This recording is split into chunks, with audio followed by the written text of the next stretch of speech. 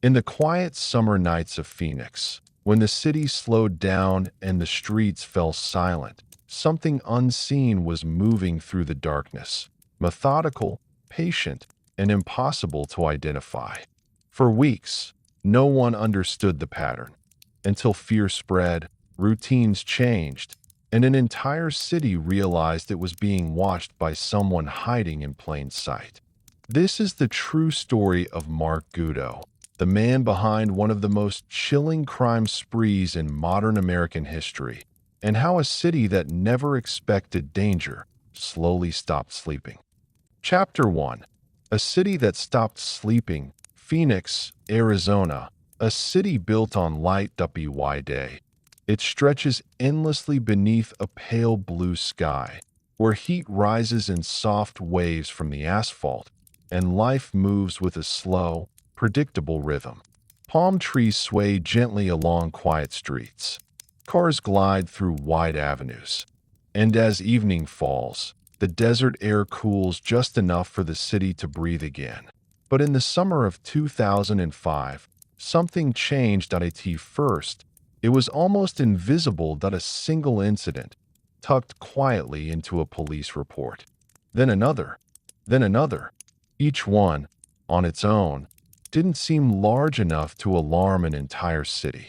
There were no headlines yet, no warnings echoing through neighborhoods, just fragments, moments, pieces that didn't quite connect.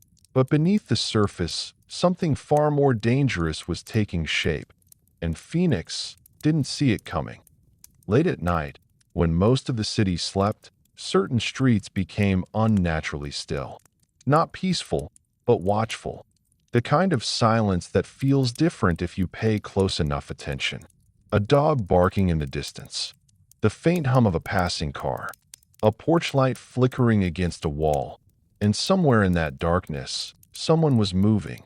Not randomly, not impulsively, carefully, deliberately. This wasn't chaos.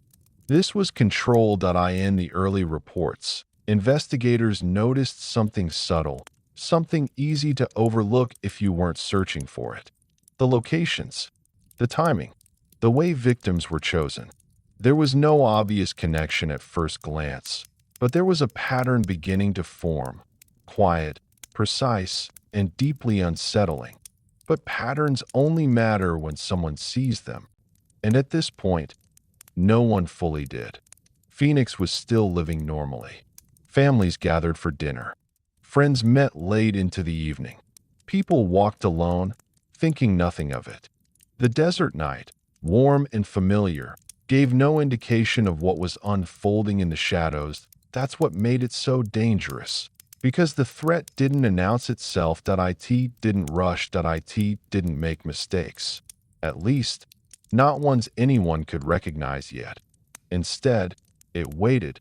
And as the days passed, the incidents continued, each one adding another quiet layer to a growing sense of unease. Not fear, not yet, but something harder to describe. A feeling that something wasn't right, that something was off, just beyond the edge of awareness. Police began to take a closer look. Individually, the cases seemed disconnected. Different victims, different circumstances. But when placed side by side, the similarities started to emerge. Subtle at first, like faint lines connecting distant points on a map, and then those lines began to sharpen. There was a consistency in the approach, a method, a rhythm. Whoever was responsible wasn't acting on impulse.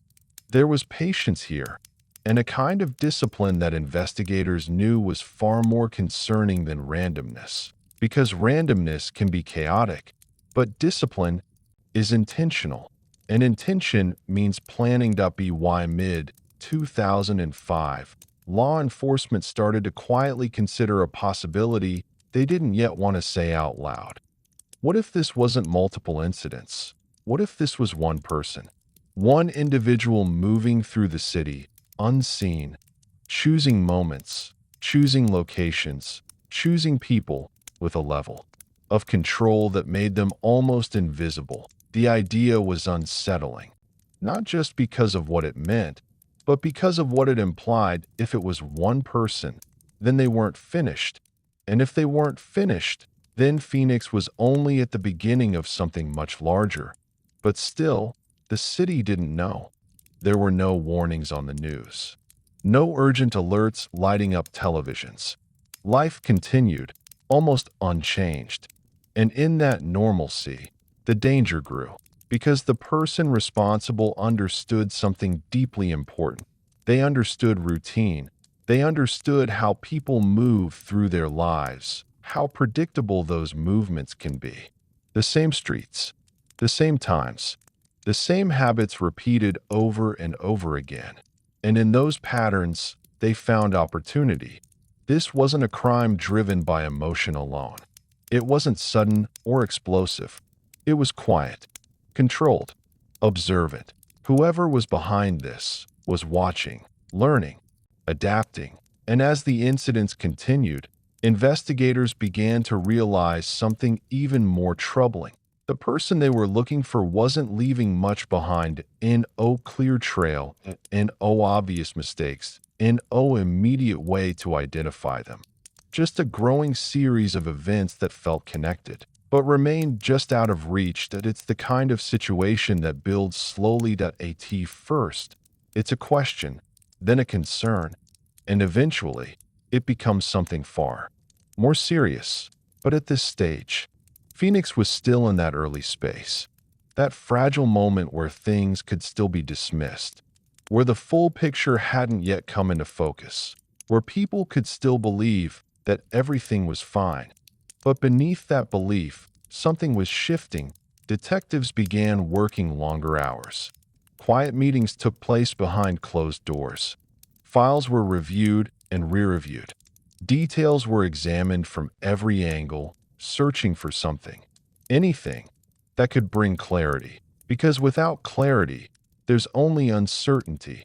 And uncertainty is where fear begins. Not loud fear, not panic, but a slow, creeping awareness that something isn't right, that something is changing.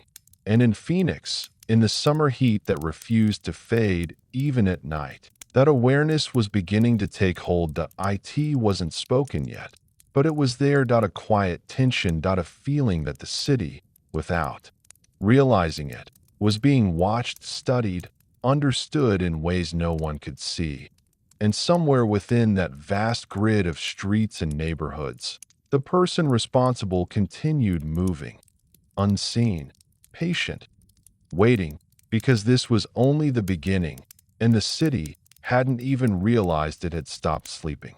There's a moment in every investigation, a quiet turning point, when something shifts, not loudly, not dramatically, but enough for those paying attention to feel it. For Phoenix, that moment didn't arrive all at once.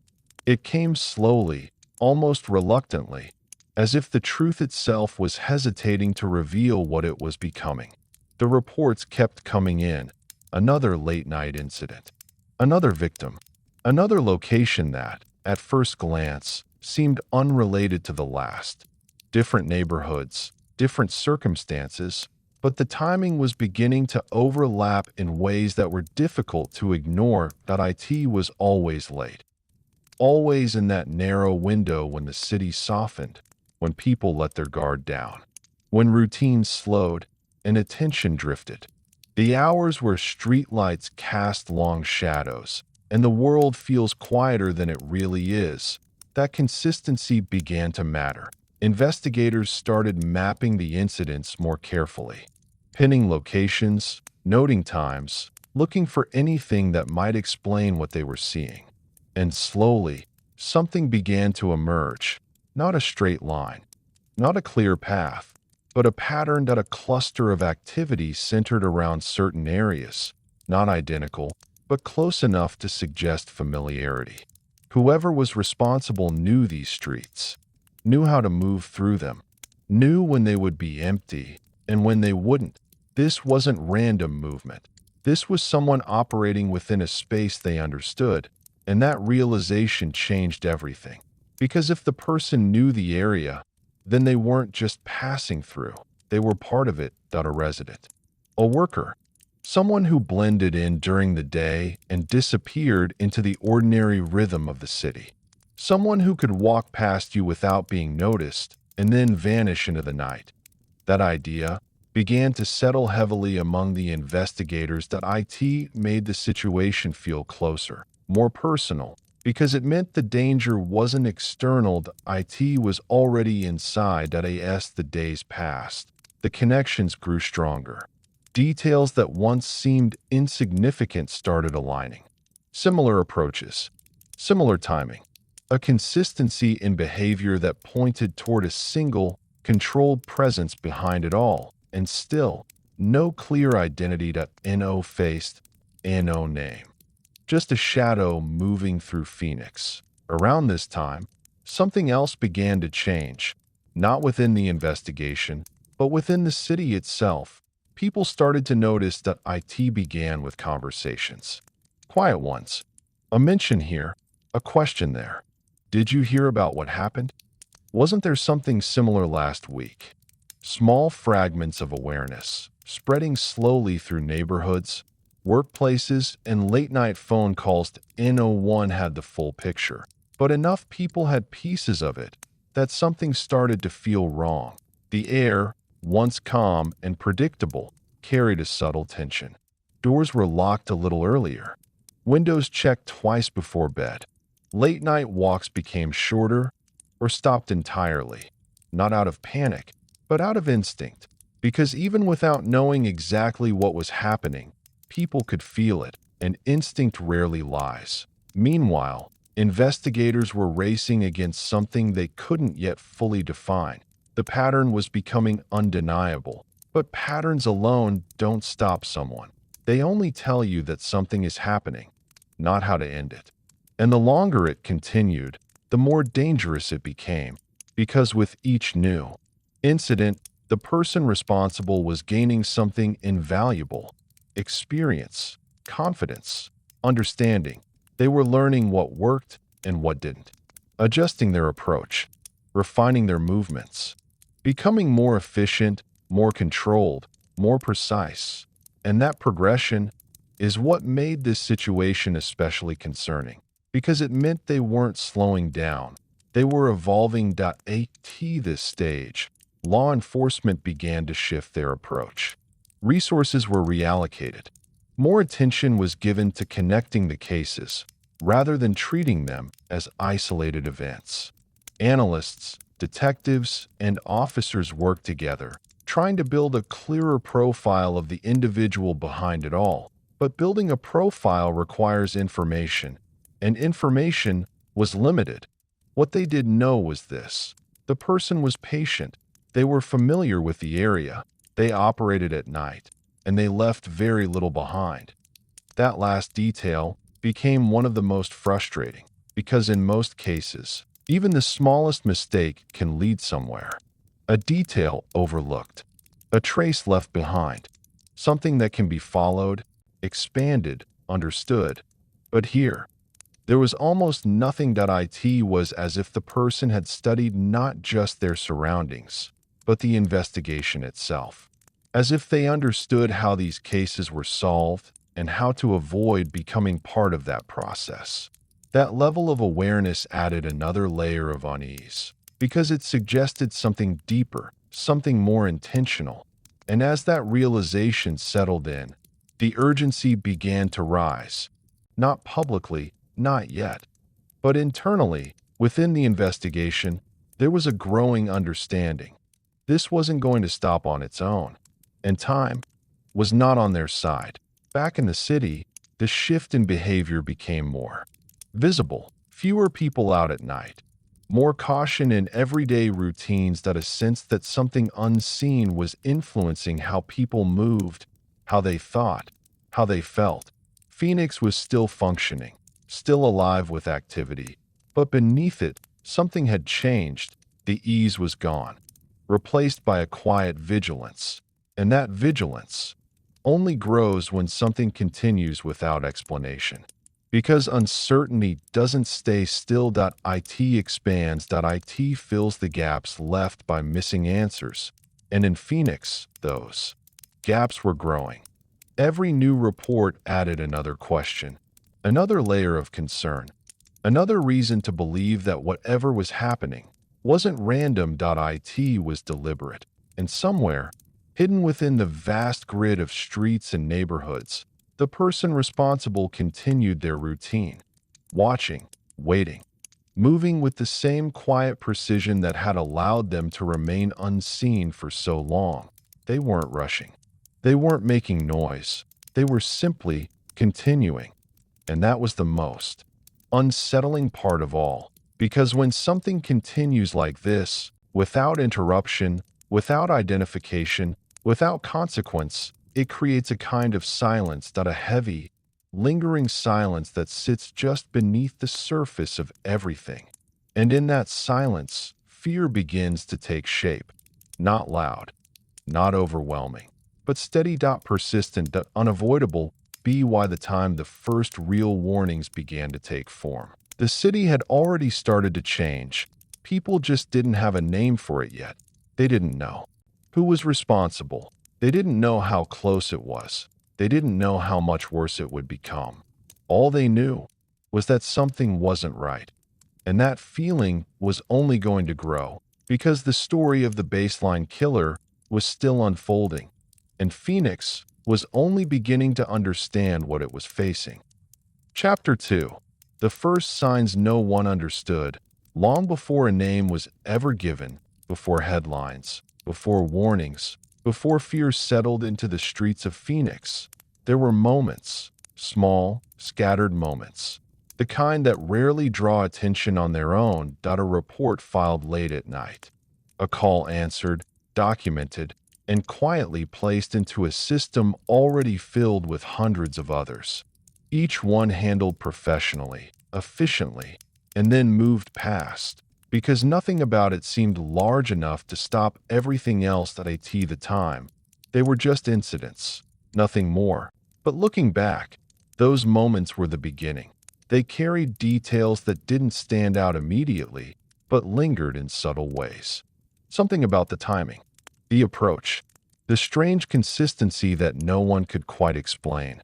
Not enough to alarm, but enough to leave a trace in the mind of those who read the reports carefully. It's often like that in cases that grow larger than expected. The beginning doesn't feel like a beginning. It feels ordinary. In Phoenix, those early signs appeared quietly in the summer of 2005. The city moved as it always had. The heat lingered well into the night, pressing down on streets that stayed warm long after sunset. People adjusted to it in their own ways. Late dinners, evening walks, windows cracked open just enough to let the air move through. And in those late hours, life continued.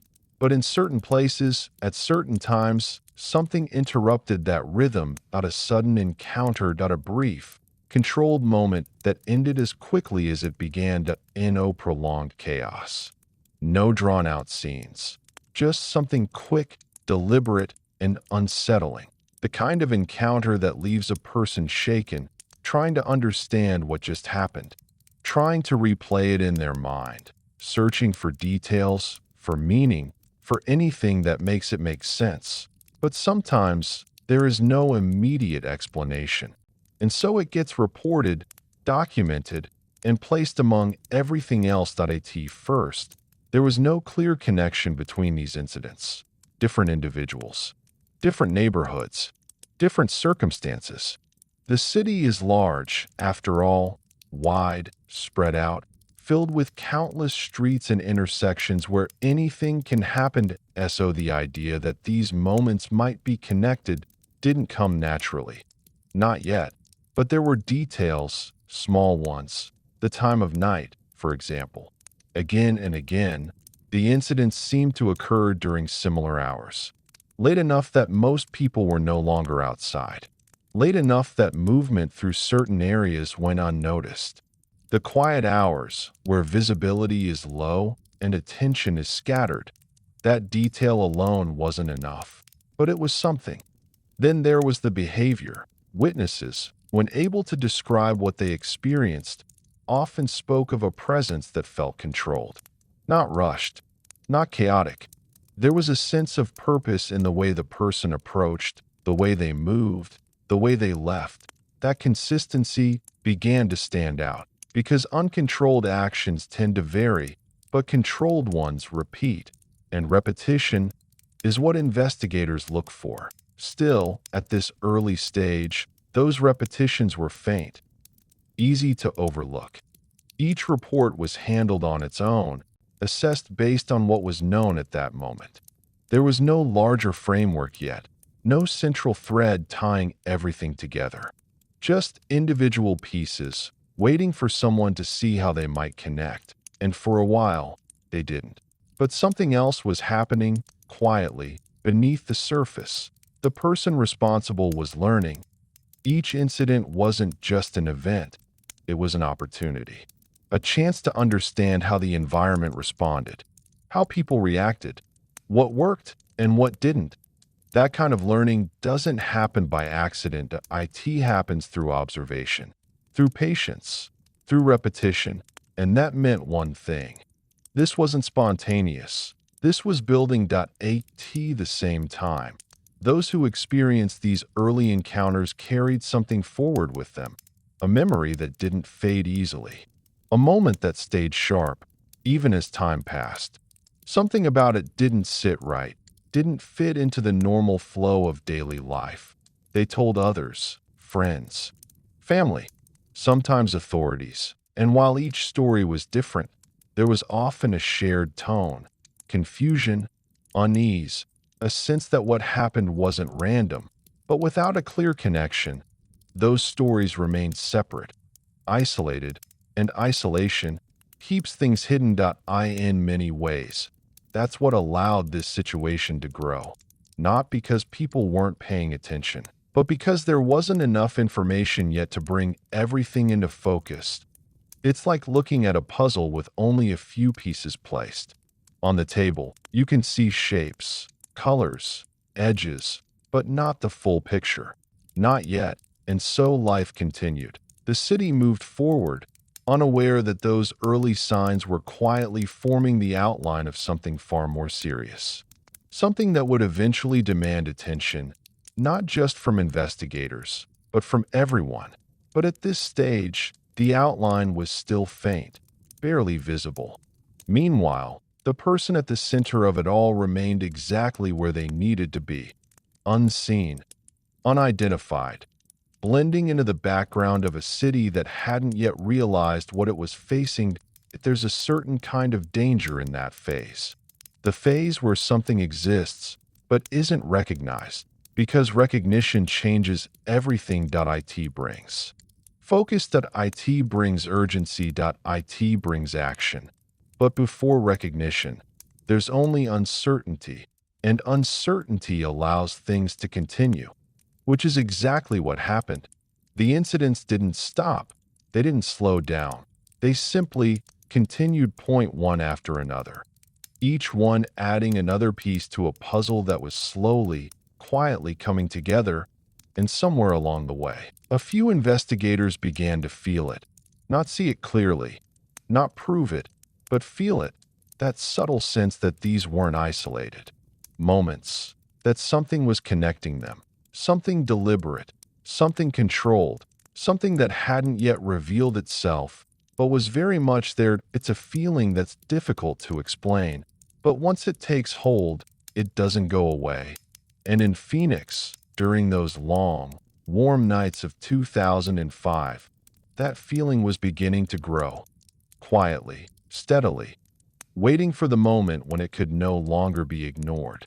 As the summer nights stretched on, the city of Phoenix continued to move through its routines, but beneath that routine, something was beginning to tighten, not visibly, not in a way that would stop people in their tracks, but in the quiet spaces where details begin to align, where separate moments start to feel less separate. Inside police departments, across desks filled with reports and late-night logs, there were conversations that didn't yet have answers, only questions, and those questions kept returning to the same place. Why do these incidents feel similar? It wasn't something that could be proven immediately. There were no clear identifiers linking one case to another.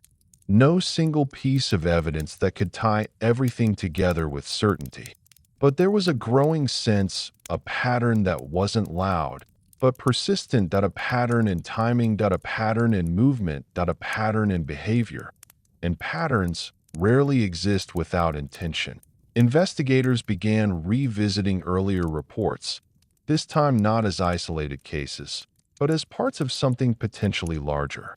They laid them out side by side, comparing details that had once seemed too small to matter. The time frames overlapped. Late evening, moving into the early hours of the morning. The locations, while not identical, began to form a loose geographical shape, an area that suggested familiarity. Not random movement, but a range. A space that someone could navigate comfortably without drawing attention. And then there was the approach. Witness accounts, though limited, carried a subtle consistency. A presence that felt controlled. A person who didn't hesitate, didn't panic, didn't linger longer than necessary. Everything about the encounters suggested someone who knew exactly what they were doing. That level of control stood out, because it didn't match someone acting impulsively. It matched someone prepared. As these details came together, the conversations among investigators began to shift. It was no longer just a possibility. It was becoming a working theory. What if this was one individual? One person responsible for multiple incidents across the city, operating quietly, deliberately, and with a level of awareness that allowed them to remain undetected. That idea carried weight, because if it was true, it meant something very important. This wasn't over, and more importantly, it wasn't slowing down. The realization didn't come with immediate clarity. There was still too much unknown, too many gaps, but it changed the direction of the investigation. Resources began to focus more heavily on connections rather than individual cases, and slowly, those connections began to strengthen. There was a rhythm emerging, not perfectly predictable, but consistent enough to notice that a spacing between incidents that suggested planning, a selection of locations that suggested knowledge, and a method that suggested repetition. Each piece, on its own, might not have meant much, but together, they formed something undeniable. Meanwhile, outside the investigation, the city was beginning to feel the effects. Even if people couldn't yet explain why. It started subtly. People hesitated before stepping outside late at night. They paid more attention to their surroundings. Simple routines, things that once felt automatic, now carried a slight pause, a moment of awareness that hadn't been there before. It wasn't fear, exactly. Not yet, but it was close. Because fear often begins as a feeling you can't quite name. A sense that something is off, that something doesn't belong. And in Phoenix, that feeling was spreading. Word traveled quietly, through conversations between neighbors, through small mentions in local discussions, through the way people adjusted their behavior without fully realizing why. Something was happening, and even without a clear explanation, people were beginning to respond at the same time. The person responsible continued moving through the city, unchanged, unseen. Each new incident wasn't just a continuation, it was a refinement. The approach became more efficient, the timing more precise, the movements more controlled. It was as if they were learning in real time, adapting to the environment, adjusting to any potential risks, and improving with each step. That progression was deeply concerning to investigators, because it meant the person wasn't making mistakes. Or at least, not the kind of mistakes that could be easily detected. And without mistakes, there are fewer leads, fewer opportunities, fewer chances to intervene. This created a growing sense of urgency behind the scenes. Meetings became more focused, discussions more intense. There was an understanding that time mattered, not in a dramatic, visible way, but in a steady, pressing sense that something needed to change before the pattern continued any further. But change requires information, and information was still limited. There was no clear suspect, no identifiable vehicle, no consistent description that could be relied upon. Just fragments, pieces of a puzzle that were slowly coming together, but not fast enough, and that delay allowed the pattern to continue. Back in the city, the atmosphere was shifting more noticeably now. People began avoiding certain areas at night. Lights stayed on longer. Doors were locked earlier. IT wasn't organized, IT wasn't directed, but it was instinctive that a collective adjustment to something that hadn't yet been fully understood. Because when something repeats often enough, people start to notice. Even if they don't have all the details, even if they don't know exactly what they're responding to, they feel it and they react. That reaction, quiet as it was, marked a turning point, because it meant the situation was no longer contained within reports and investigations. IT was beginning to reach the public, and once something reaches the public, it changes. IT becomes real. IT becomes immediate. IT becomes something that affects how people live. But even then, the full picture remained just out of reach. There was still no name.no identity.no clear understanding of who was behind it all. Just a growing awareness that something deliberate, something controlled, was unfolding across the city. And somewhere within that awareness, a realization began to take shape. This wasn't a series of isolated incidents. This was something else, something connected, something evolving, something that hadn't yet revealed its full extent. And as that realization settled in, both within the investigation and within the city itself, the situation moved one step closer to becoming what it truly was. A pattern, a presence, a threat that was no longer invisible, but still not fully seen. And the deeper the understanding grew, the more unsettling the truth became. Because what was happening in Phoenix wasn't random. It was intentional, and it was only beginning. Chapter 3. Patterns in the Dark.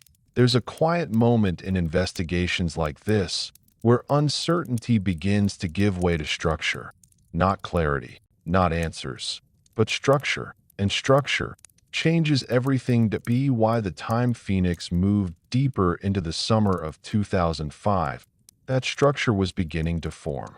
What once felt like scattered incidents, separate, disconnected, difficult to define, was now starting to take shape as something more organized, more deliberate, more controlled. Inside investigative rooms, maps began to fill with markings, not random pins, but carefully placed indicators. Each one representing an incident, each one carrying a time, a location, a brief description of what had occurred. At first, they seemed distant from each other, spread out, unrelated. But as more were added, the distance between them began to shrink. Clusters formed, subtle at first, then undeniable. The incidents weren't happening everywhere. They were happening within a range. A pattern of movement that suggested familiarity with specific parts of the city, not just in a general sense, but in a way that indicated comfort. Confidence. The kind that only comes from knowing an area well enough to navigate it without hesitation. That realization narrowed the field.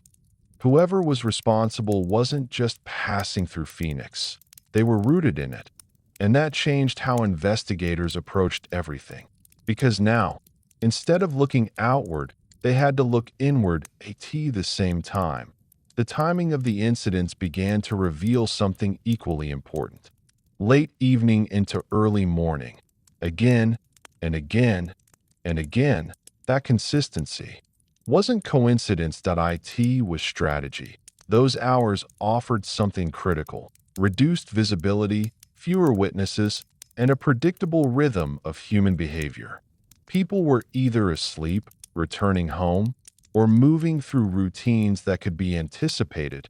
And anticipation is a powerful tool. The person behind these incidents wasn't just choosing moments at random. They were choosing moments where control was maximized, where variables were limited, where outcomes could be managed. That level of planning pointed toward something deeper than impulse that IT pointed toward intention. And intention is what turns incidents into patterns that AS investigators dug further. They began to notice something else, something that added another layer to the emerging structure, the spacing between incidents. There was a rhythm, not perfectly even, but consistent enough to suggest thought. This wasn't happening all at once, that IT was happening in intervals, moments of activity, followed by pauses. Those pauses mattered because they suggested restraint, and restraint suggests awareness. Whoever was responsible knew when to act, and when not to, knew how to avoid drawing too much attention, knew how to stay just below the threshold of visibility. That kind of control is difficult to maintain, but here it was being maintained. And that raised a difficult question. How long had this been building? Because patterns don't appear fully formed. They develop, they evolve, they refine over time, which meant that by the time investigators were clearly seeing this pattern, it may have already been in progress longer than anyone realized. That possibility added urgency, because it meant they might not be at the beginning. They might already be in the middle. And if they were in the middle, then there was no way to know how far it would go.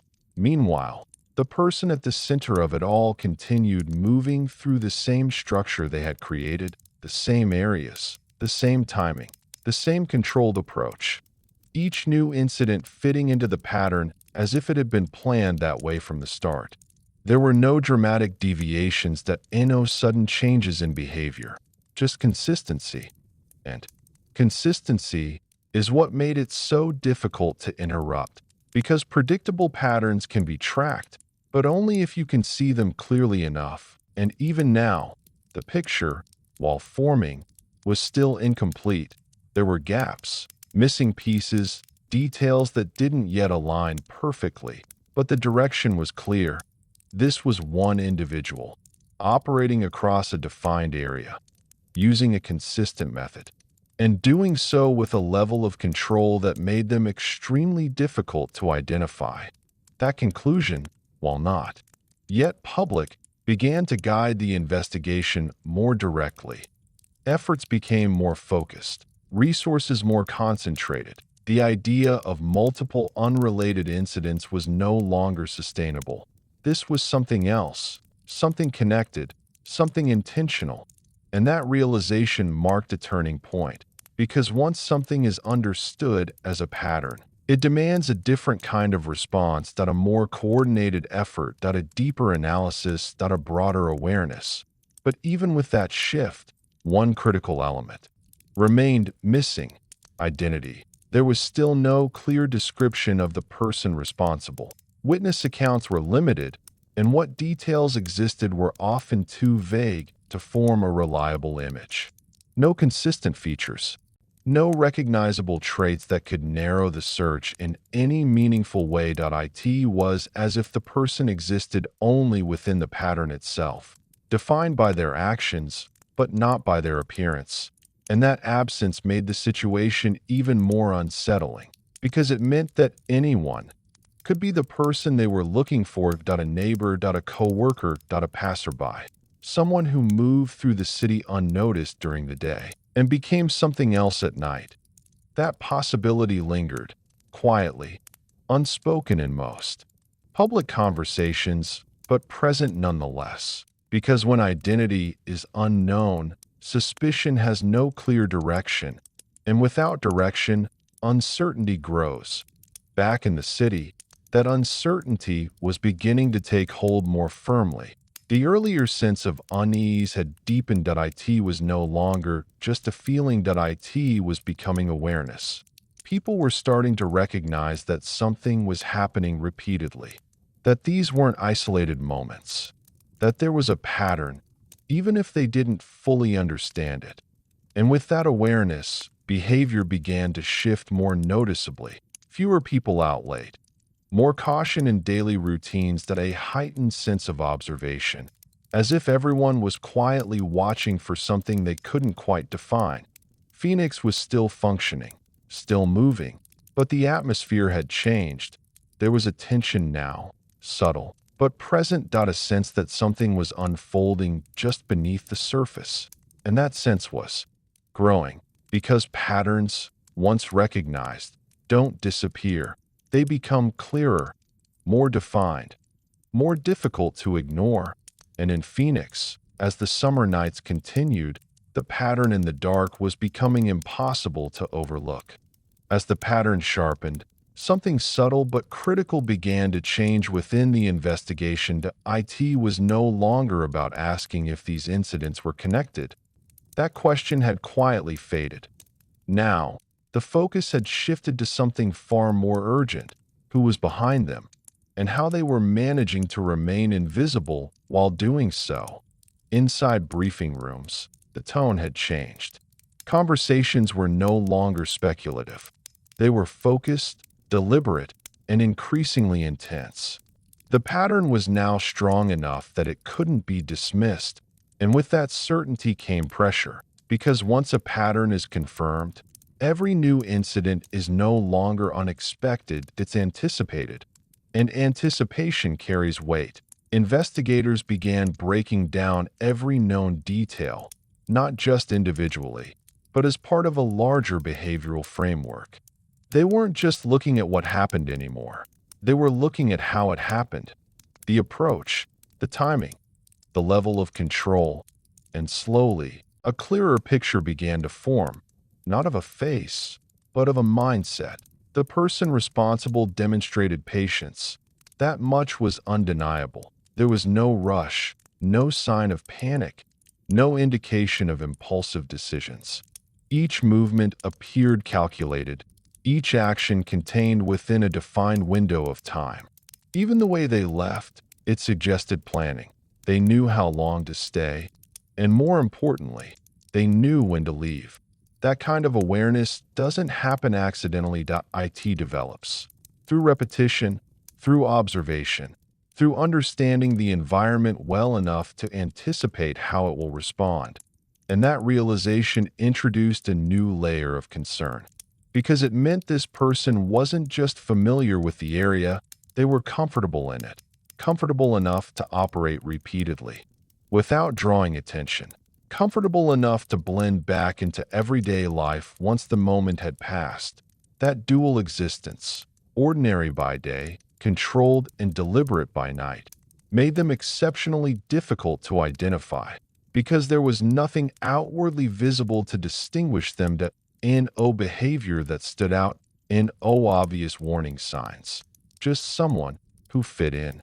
And that made the search more complicated than anyone had hoped. At the same time, investigators began considering another important factor: mobility. The incidents, while clustered, still covered enough distance to suggest that the person was moving efficiently between locations, not randomly wandering, but navigating with purpose, choosing areas that offered both opportunity and escape, that implied access to transportation. But even that detail didn't narrow things down enough, because in a city like Phoenix, movement is constant. Vehicles come and go, blending into the flow of everyday life. Without a clear description, without a consistent identifier, even something as common as a vehicle becomes difficult to track. And so, once again, the investigation found itself facing the same challenge: a pattern without a face. But the pattern itself was becoming more detailed, more refined, and within that refinement, a behavioral profile began to take shape. Not officially, not yet, but in the minds of those studying the case. This was someone who preferred control over chaos, someone who avoided unnecessary risk, someone who planned their actions carefully and executed them with precision. There was also an understanding that this individual was likely paying attention to the world around them in ways others didn't. Watching, observing, learning, Because the ability to remain undetected over multiple incidents requires more than just planning. It requires awareness, an awareness of timing, of environment, of human behavior, and perhaps even of the investigation itself.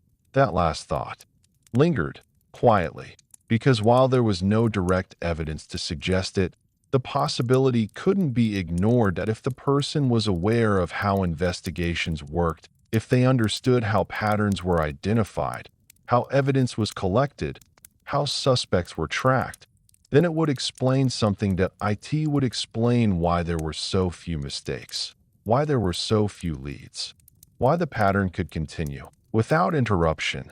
That possibility didn't make the situation impossible, but it made it more complex, more layered, more difficult to resolve. Meanwhile, outside of the investigation, the shift in the city had become unmistakable.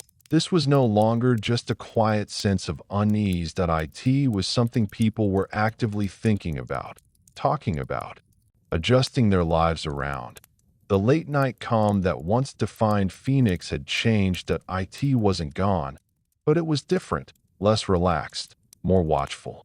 People noticed who was around them, not in a dramatic or fearful way, but in a cautious one. A quick glance, a second look, a moment of awareness that hadn't been necessary before. That it's the kind of change that happens slowly, but once it sets in, it becomes part of daily life. And in Phoenix, that change was settling in deeply at the same time. The pattern continued, uninterrupted, each new incident reinforcing what investigators already knew, and adding another layer to the growing understanding of the person behind it. There was no escalation in chaos, no sudden deviation, just consistency. And that consistency, while helpful in identifying the pattern, also meant one thing: the person was in control, and as long as they remained in control, the pattern would continue. That realization added a quiet urgency to everything, because stopping something like this doesn't happen by chance. That IT requires a break in the pattern, a mistake, a detail overlooked, something, anything, that shifts the balance just enough to create an opening. But until that happens, the pattern holds. And in Phoenix, as the summer nights stretched on, the pattern was holding stronger than ever. Investigators were closer to understanding it than they had been before, but understanding alone wasn't enough.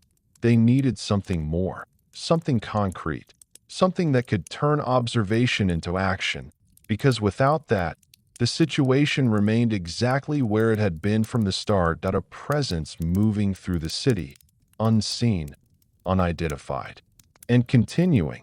And for the people of Phoenix, the realization was beginning to settle in. This wasn't something that would simply fade away. This wasn't random. This wasn't temporary. This was something real, something deliberate, something that had taken root in the city itself. And until it was found, until it was stopped, it would continue to shape the nights, influence routines, exist quietly beneath the surface of everyday life. A pattern in the dark that refused to disappear. Chapter 4. A Predator Without a Face. By the time the pattern was no longer in question, something far more unsettling began to take its place. Not just awareness, but imagination. Because when a threat has no face, the mind begins to fill in the blanks. In Phoenix, that process had already begun. The city now understood, at least in part, that something deliberate was happening, that the incidents were connected, that there was likely one person behind it all, moving through familiar streets with a level of control that made them difficult to detect. But knowing that, and knowing who, are two very different things. And it was that gap between understanding and identification that created a new kind of tension. A deeper one, because when you don't know who to look for, you start looking at everything. The man walking down the street late at night, the car parked a little too long at the corner, the stranger who passes without making eye contact. None of these things were unusual on their own. But now, they felt different. Not because they had changed, but because the context around them had. That's the power of an unseen presence. It doesn't need to be visible to be felt. It only needs to be possible. Inside investigative units, that same challenge was taking shape in a different way. They had the pattern, they had the timing, they had a growing understanding of behavior, but they still didn't have a face. No. Reliable description. No clear identity, nothing that could be distributed, recognized, or acted upon in a direct way. And without that, the investigation remained in a difficult position. Because identifying someone requires more than understanding what they do, it requires knowing who they are. And at this stage, that piece was still missing. So investigators turned to something else. Behavior. If they couldn't identify the person directly, they could try to understand them, build a profile, not of appearance, but of mindset. Of tendencies. Of patterns that might extend beyond the incidents themselves. And what began to emerge was a picture that was both detailed and deeply unsettling. This was not someone acting out of sudden impulse. There was no indication of panic, no sign of uncontrolled behavior. Everything suggested planning, preparation. A calm, deliberate approach that remained consistent across multiple incidents. That kind of consistency pointed towards someone who valued control, someone who took time to observe, to understand their environment before acting, someone who preferred predictability and created it wherever possible. It also suggested something else. Confidence, not the kind that is loud or obvious, but a quiet confidence, the kind that comes from repetition, from knowing what works, from understanding how to move through situations without drawing attention. That confidence, while subtle, was one of the most concerning elements, because it meant the person wasn't hesitant, they weren't unsure, they were comfortable, and comfort allows patterns to continue at the same time. There was a strong indication that this individual was familiar with routine, not just their own, but other people's. They understood how individuals move through their daily lives, when they were likely to be alone, when they were distracted, when they were least likely to expect anything unusual. That level of awareness doesn't come from guessing. It comes from watching, from paying attention, from learning over time. And that raised a difficult question. How long had they been observing? Because the ability to anticipate behavior suggests prior knowledge, and prior knowledge suggests a longer timeline than anyone had initially considered. This wasn't something that had suddenly appeared. It had developed quietly, gradually, possibly long before anyone had started connecting the incidents. And that realization added another layer of complexity to the investigation, because it meant they weren't just looking for someone who had recently become active. They were looking for someone who may have been preparing for a long time, someone who had learned how to remain unnoticed, how to blend into the environment, how to exist within the city without ever standing out. That kind of individual is difficult to identify, not because they're invisible, but because they appear normal, and normal doesn't attract attention. Meanwhile, the absence of a clear identity began to affect the public in a more noticeable way. The earlier unease had evolved into something more defined. Not panic, but caution. People were no longer just feeling that something was wrong. They were adjusting their behavior around it. Late-night routines changed. Paths were altered. Simple habits, once automatic, were now considered more carefully. And still, there was no clear explanation to point to. No name to attach to the situation. No face to associate with the pattern. Just the understanding that someone was responsible, and that someone was still out there. That kind of uncertainty has a unique effect. It doesn't just create fear, it spreads it. Not rapidly, but steadily, because without a clear source, the mind begins to expand the possibilities. Anyone could be the person. Anywhere could be the location, any moment could be the next, and that kind of open-ended uncertainty is difficult to contain. Back in the investigation, this same uncertainty was driving a more focused effort if they couldn't identify the person directly. They needed to narrow the field in other ways: geography, timing, behavioral consistency. Every detail was examined, not just for what it revealed, but for what it excluded. Who wouldn't fit this pattern? Who couldn't operate this way? By asking those questions, investigators began slowly reducing the range of possibilities. That it wasn't fast, that it wasn't definitive. But it was progress. And in cases like this, even small progress matters, because it brings the investigation one step closer to something concrete, something actionable, something that can break the pattern. But until that moment arrives, the pattern remains. And in Phoenix, as the nights continued, the presence of this unseen individual became more defined, not in appearance, but in impact. They had no face, no named, no identity that could be shared or recognized.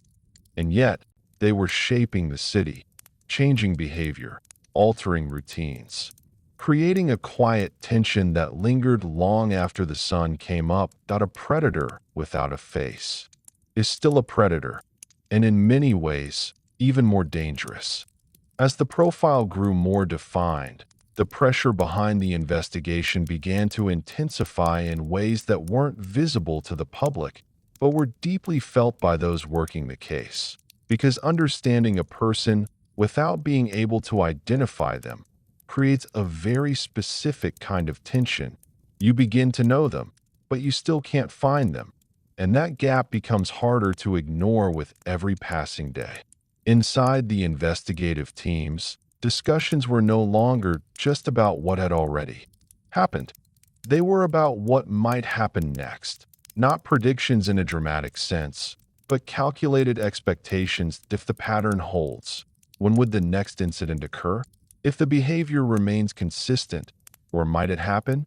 And more importantly, how could they be there before it did? This shift from reaction to anticipation was critical, because reacting meant arriving after something had already taken place.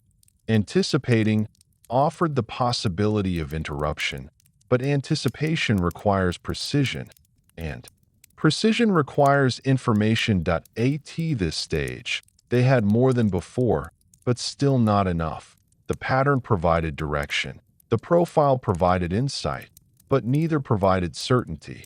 And without certainty, every decision carried risk. Deploy resources too widely, and you dilute effectiveness. Focus too narrowly, and you might miss the moment entirely. Balancing those choices became one of the most difficult aspects of the investigation. At the same time, the behavioral profile continued to evolve, not dramatically, but with subtle refinements that made the individual behind it feel more real and more concerning. There was a strong indication that this person was not acting under visible stress. No erratic behavior, no sudden changes, no signs of urgency that might suggest instability. Instead, there was calm, consistency, control. That kind of emotional steadiness is often misunderstood. It doesn't mean the situation is less serious. In fact, it often means the opposite, because calm behavior allows for planning, for patience, for the ability to wait until conditions are exactly right. And that ability was evident here. The individual seemed to operate with a clear understanding of timing, not just in terms of when to act, but when not to. There were gaps between incidents, not accidental ones, intentional ones, pauses that reduced visibility, that prevented patterns from becoming too obvious too quickly, that allowed the individual to remain just outside the edge of detection. Those pauses told investigators something important. This person was thinking ahead. They weren't just reacting in the moment. They were managing the pattern itself, controlling its pace, shaping how it would appear to anyone trying to understand it. And that level of control suggested something else: discipline, not in a structured, formal sense, but in a behavioral one. The ability to restrain action. To delay. To adjust. To operate within self-imposed limits. That kind of discipline is rare in situations driven purely by impulse, and its presence here made the case more complex, because it meant the individual wasn't likely to make obvious mistakes. They weren't rushing. They weren't overextending. They were staying within a range they understood and maintaining it carefully at the same time. Investigators began considering how this person might appear during the day, because the profile suggested something critical. This individual functioned normally.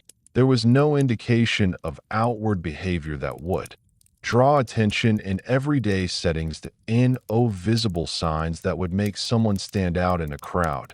They likely had routines, responsibilities, interactions that appeared ordinary to anyone observing them.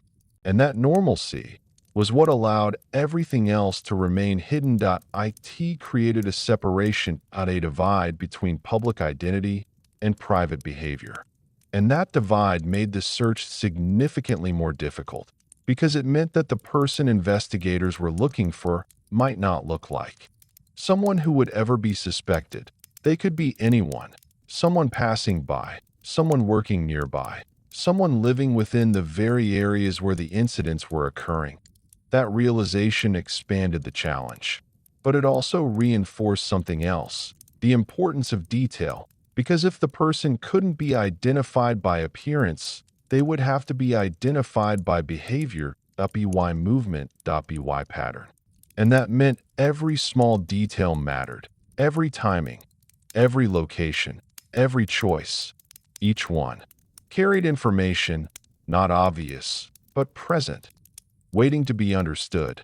Meanwhile, outside of the investigation, the psychological impact on the city had deepened further. This was no longer just caution. It was awareness shaped by repetition. People weren't just adjusting their routines, they were thinking about why they were adjusting them. That shift is significant, because it marks the moment when something becomes part of collective consciousness, when it moves from background concern to active awareness. And in Phoenix, that awareness was spreading. Conversations became more direct. People spoke more openly about what was happening, not in full detail, but enough to acknowledge that this wasn't random, that something consistent was unfolding, that there was a presence moving through the city without being seen. And with that awareness came something else: vigilance. Not fear-driven panic, but a steady, watchful attention to surroundings. People noticed things more, paid attention to details they might have ignored before. The environment hadn't changed, but perception had, and perception shapes behavior. Back in the investigation, that same vigilance was mirrored in a different way. Teams worked longer, reviewed more, looked deeper into patterns that might have once seemed too subtle to matter. Because when a case reaches this level, there are no small details. Everything matters. Everything is examined. Everything is questioned. And still, the central problem remained no identity, no direct. No single piece of information that could break everything open. Just a growing understanding of a person who remained just out of reach. And yet, there was a quiet belief forming. Not certainty, but belief that patterns like this, no matter how controlled, eventually reveal something. A shift, a mistake, a moment where the structure weakens just enough to be seen clearly. It doesn't happen all at once. It happens gradually, through pressure, through persistence, through the accumulation of detail. And that belief kept the investigation moving forward, because without it, the situation would remain exactly as it was. A presence without a face. A pattern without a name. A city adjusting to something it couldn't fully see. But even the most controlled patterns can't remain perfect forever, and somewhere, Within the structure that had been so carefully maintained, a change was waiting, not visible yet, not understood, but inevitable, because no matter how precise something appears, there is always a point where it begins to shift, and when that shift comes, everything changes. Chapter 5. Fear spreads across Phoenix. There's a moment when something hidden becomes impossible to keep contained. For weeks, what was unfolding in Phoenix had lived mostly within reports, internal discussions, and quiet observations. It existed in patterns, in late-night incidents, in the growing awareness among investigators that something deliberate was happening. But now, that understanding was beginning to move beyond closed rooms that IT was reaching the public. Not all at once, not with a single announcement, but gradually, through fragments of information that began to surface, a mention in local conversations, a report that caught attention, a story that didn't quite sound like the others. And as those fragments spread, they started to connect. For the people of Phoenix, it wasn't an official warning that changed things. It was realization. The moment when scattered pieces began to form something recognizable, something real. Because once people understand that incidents are connected, everything feels different, that it's no longer an isolated event, that it's a pattern. And patterns don't feel random. They feel intentional. That shift, from isolated to intentional, marked the beginning of something new for the city. Not just awareness, but fear. Not the kind that erupts suddenly, but the kind that builds quietly, steadily. The kind that settles into daily life without announcing itself. It showed up in small ways at first. People hesitated before stepping outside at night. They glanced over their shoulders a little more often. They paid attention to sounds that once blended into the background. A car passing slowly, footsteps in the distance. A shadow moving just beyond the edge of a streetlight. None of these things were unusual, but now they carried weight because context had changed, and context changes perception. As more information circulated, the idea of a single individual began to take hold in the public mind. There was no confirmed identity to no clear description, but the concept itself was enough. One person, moving through the city, operating with control, remaining unseen. That idea was powerful because it created something that couldn't be easily dismissed. It wasn't random crime. It wasn't chance. It was deliberate, and deliberate threats feel different. They feel closer, more personal, more unpredictable, because they come from intention, not circumstance. As the days passed, local discussions became more focused. People began sharing what they knew, or what they thought they knew. Details were repeated, sometimes accurately, sometimes not, but the overall message remained the same. Something was happening, and it wasn't stopping. That realization began to influence behavior more noticeably, even in areas that hadn't been directly affected, because once fear enters a city, it doesn't stay contained. It spreads, not through facts alone, but through perception, through stories, through the way people talk, move, and react. In Phoenix, that spread was steady, measured, but undeniable. Late-night activity began to decrease. Streets that once held quiet movement now felt emptier, more still, more watchful. Businesses adjusted their hours. People changed their routines, not drastically, but enough to reflect a shift. A subtle, collective decision to be more careful, to be more aware, to avoid unnecessary risk. And still, there was no clear face to attach to it all. That absence made everything more difficult, because fear without a target becomes generalized. It doesn't point in one direction. It exists everywhere. Anyone could be the person responsible. Anywhere could be the location of the next incident. Any moment could carry uncertainty, and that kind of open-ended fear is hard to manage. Back within law enforcement, This public shift added another layer of pressure. The situation was no longer contained. It was visible. It was being discussed. And with visibility comes expectation. People wanted answers, reassurance, action, but providing those things requires certainty, and certainty was still just out of reach. Investigators knew more than they had before. They understood the pattern. They had a developing profile. They had a direction, but they still didn't have the one thing that mattered most. A way to stop it. And that gap became more difficult to carry as the public awareness grew. Because now, every new incident didn't just add to the investigation. It added to the fear, the tension, the sense that something was unfolding. Without resolution, at the same time, media attention began to increase. Carefully at first, reports that acknowledged the situation without creating panic. But even measured coverage carries impact, because once something is spoken publicly, it becomes real in a different way. It moves from private concern to shared reality. And in that shared reality, people begin to look at their surroundings differently. They begin to question things. Notice patterns. Connect details in ways they hadn't before.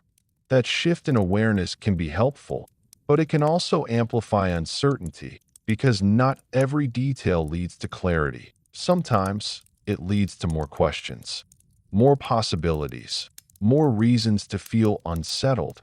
And in Phoenix, those possibilities were growing, because the more people learned, the more they realized how little they actually knew. There was still no name. No confirmed identity. No clear understanding of who this person was, or how they were able to remain hidden. Just a growing pattern. A growing awareness, and a growing sense that something serious was happening, without a clear end in sight. Meanwhile, the individual at the center of it all continued, unchanged, uninterrupted, the same controlled movements, the same calculated timing, the same ability to remain unseen. As if the growing awareness around them didn't matter. Or worse, as if it was being accounted for. That possibility lingered quietly in the background, because if the person was aware of the increasing attention and still continued, then it meant one thing: they weren't afraid of being found. And that was perhaps the most unsettling realization of all, because fear can slow someone down, but confidence allows them to continue.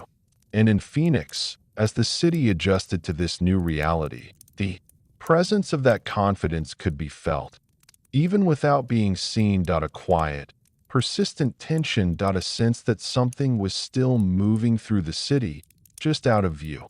And that until it was identified, until it was stopped, that tension would remain, growing, spreading, becoming part of the city itself.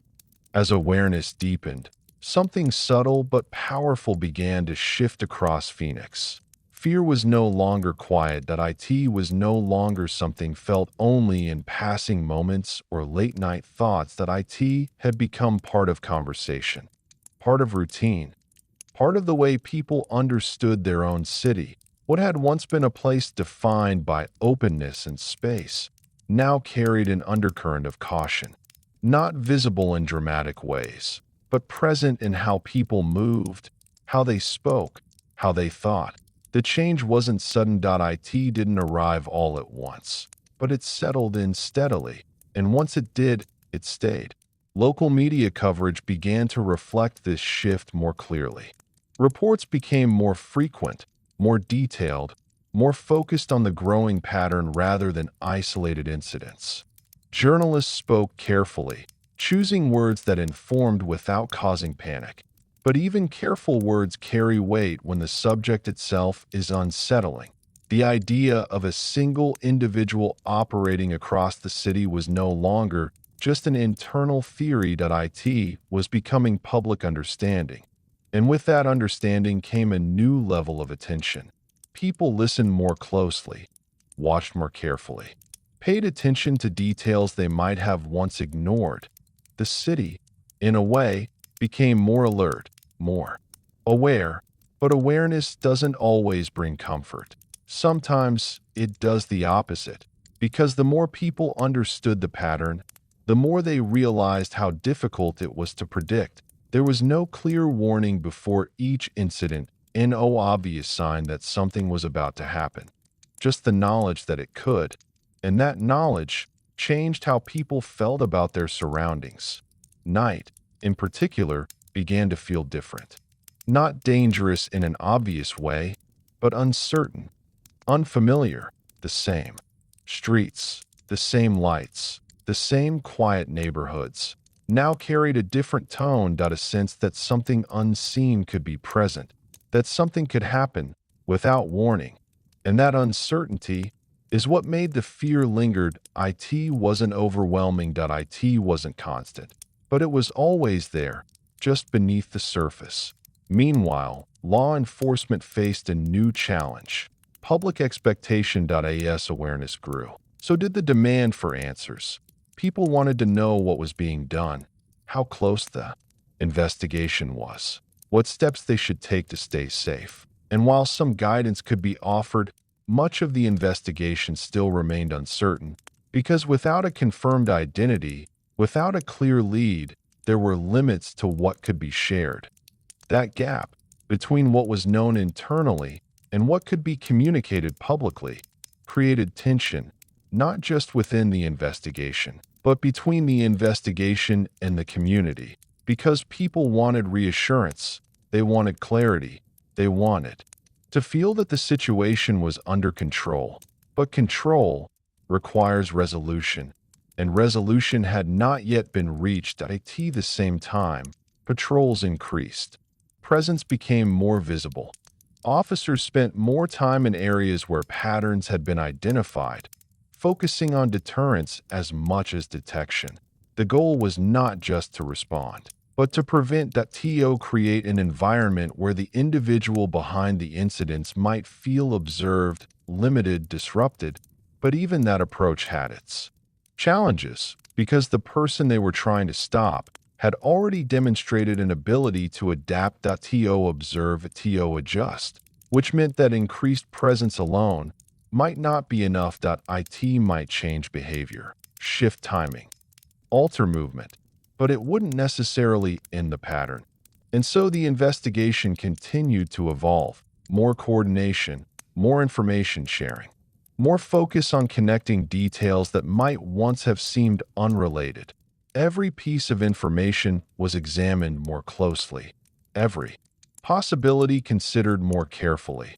Because in a case like this, there are no small details, only details that haven't yet revealed their importance. Back in the city, the psychological impact had become deeply embedded. People weren't just reacting anymore. They were anticipating, planning their routines with awareness, making choices based on possibility rather than certainty. It's a quiet transformation, but a significant one. Because it changes how a city functions, not outwardly, but internally. And in Phoenix, that internal shift was unmistakable. The city was still alive, still active, but more cautious, more aware, more connected to something that couldn't yet be fully seen. And through all of it, the pattern continued, unbroken. Each new incident reinforcing the reality that this was not something that would simply fade away, that it required intervention, identification, action, because without those things, the pattern would persist and the fear would grow. But within that growing tension, something else was beginning to take shape, not visible yet, not fully understood, but present. A kind of pressure, the kind that builds when a situation reaches a critical point, when awareness is high, when attention is focused, when every movement, every detail, every pattern is being watched more closely than ever before. That pressure doesn't stay static. It leads somewhere. It creates change, sometimes small, sometimes significant, but inevitable, because no situation can remain at that level indefinitely. Something shifts, something breaks, something reveals itself. And in Phoenix, as the city moved through this heightened state of awareness, that shift was getting closer. The pattern had held for a long time. The individual behind it had remained controlled, consistent, unseen. But with every passing day, the space for error narrowed. The margin for invisibility decreased, because the more attention something receives, the harder it becomes to remain hidden, and somewhere within that growing attention, within that expanding awareness, the first signs of change were beginning to form, not obvious, not yet, but real, and when they surfaced, they would begin to alter everything. Chapter 6. The Hunt for a Ghost. By the time the city had fully awakened to what was happening, the investigation had already entered a new phase that IT was no longer about identifying a pattern. That part was done. Now, it was about finding the person inside it. And that proved to be far more difficult, because what they were searching for didn't behave like a typical suspect. There were no clear trails to follow, no obvious connections to track, and no single thread that could be pulled to unravel. Everything, just a presence, a pattern of behavior, without a visible identity. And so, the investigation became something else entirely, a hunt. But not for someone who was running, for someone who was hiding in plain sight. That distinction mattered, because it meant the individual wasn't trying to escape the city. They weren't moving away from the pattern, they were staying within it. Operating inside the same environment, blending into it, using it, which made every familiar street, every neighborhood, every routine, part of the search. The scale of that challenge was immense. Phoenix is a vast city, wide, open, filled with movement, and somewhere within it was someone who had already proven they could move undetected to find them. Investigators had to think differently. They couldn't rely on traditional methods alone. They needed to anticipate behavior, to understand movement, to see the city, the way the individual saw it. And that required a shift in perspective. Maps became more than just locations, they became patterns of thought. Investigators began studying not just where incidents had occurred, but why those locations had been chosen. What made them suitable? What made them predictable? What made them accessible and yet difficult to monitor? Those questions led to deeper analysis. Traffic patterns, lighting conditions, population density at different times of night. Even the way certain areas transitioned from active to quiet as the evening progressed, because all of those details could influence behavior. And if they could understand those influences, they might begin to understand the person behind them. At the same time, surveillance efforts increased, not in a way that was obvious to the public, but in targeted, strategic ways. Areas where patterns had been identified received more attention, more observation, more presence. The goal wasn't just to respond. It was to intercept to place themselves within the pattern before the next move occurred. But even that approach had limitations, because the pattern, while consistent, wasn't perfectly predictable. There were variations, shifts in timing, subtle changes in location, enough to make exact anticipation difficult. And that uncertainty meant one thing. They couldn't be everywhere at once, which meant the individual still had space to operate. That realization weighed heavily on the investigation, because every gap was an opportunity, and the person they were looking for knew how to find those gaps. Meanwhile, analysts worked to build a more refined behavioral profile, not just broad characteristics, but specific tendencies, how the individual might move, what they might notice, what they might avoid. The goal was to think ahead. To predict not just where they had been, but where they might go next. But prediction, no matter how informed, is never perfect, and in a case like this, even a small margin of error can make the difference between presence and absence, between interception and continuation at the same time. Another avenue of investigation began to take shape. Connections. not between incidents, but between people. Investigators began looking more closely at individuals within the affected areas, not broadly, but carefully, who lived there, who worked there, who moved through those spaces regularly at the times the incidents occurred.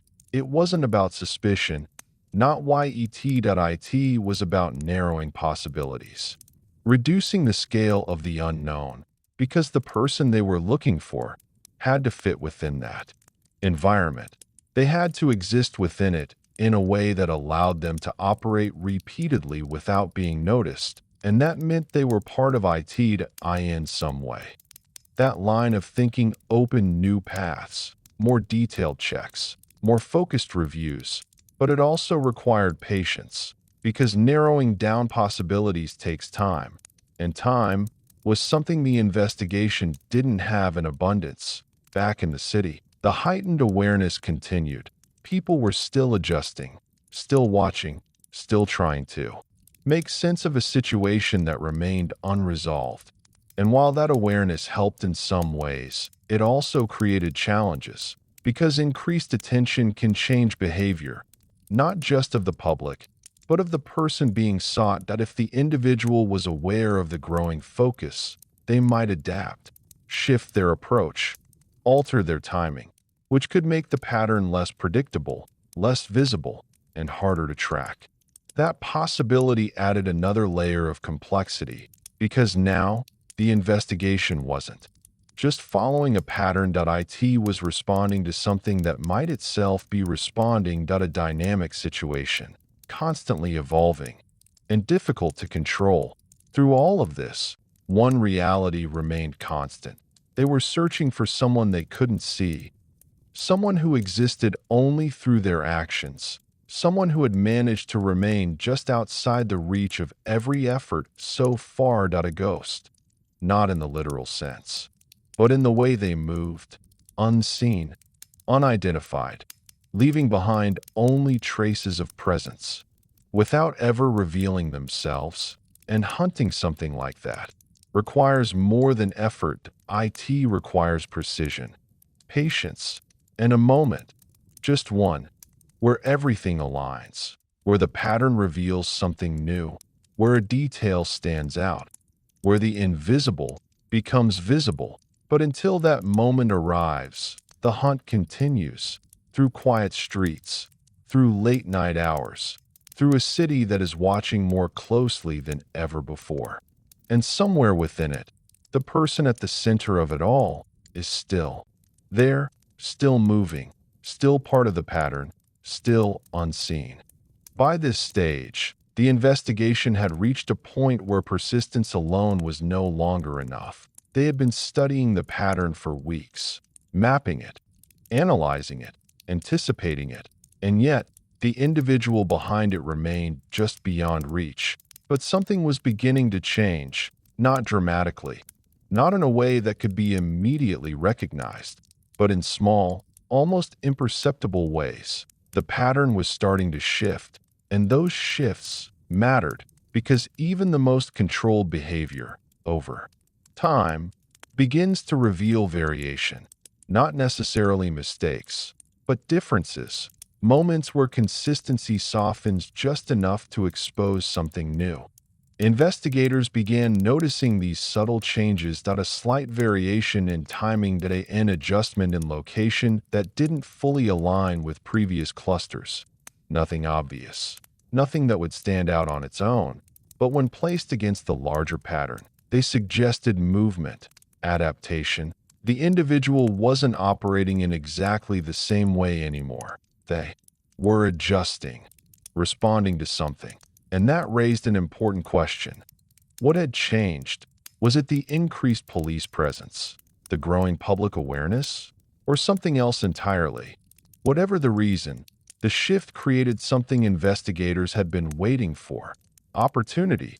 Because when a pattern changes, it often exposes details that were previously hidden. IT creates contrast, and contrast makes things easier to see. Teams began focusing more closely on these variations, not just noting them, but studying them, comparing them against earlier behavior, looking for any detail, no matter how small, that might provide direction.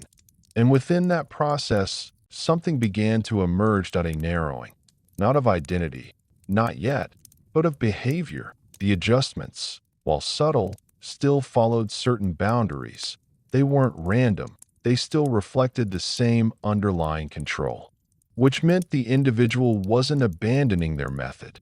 They were refining it, and refinement, while intended to improve efficiency, can sometimes create predictability because changes, even controlled ones, often follow patterns of their own, and those patterns can be tracked. Investigators began aligning resources with these new observations, not broadly, but with more precision, focusing on areas where the adjusted patterns suggested future movement, watching more carefully, positioning more strategically. The goal wasn't just to follow anymore. It was to anticipate more accurately than before at the same time. Another development began to take shape.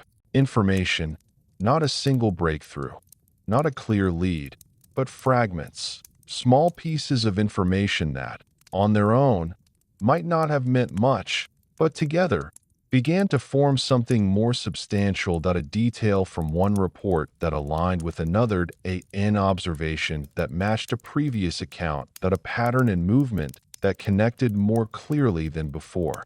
These fragments didn't immediately solve anything, but they reduced uncertainty. They added weight to certain possibilities and removed it from others. And that process, slow, methodical, careful, began to tighten the scope of the investigation. The unknown was becoming slightly less unknown. And in a case like this, even slight progress matters because it creates momentum. It builds direction. It brings the investigation closer to a point where something can be acted upon.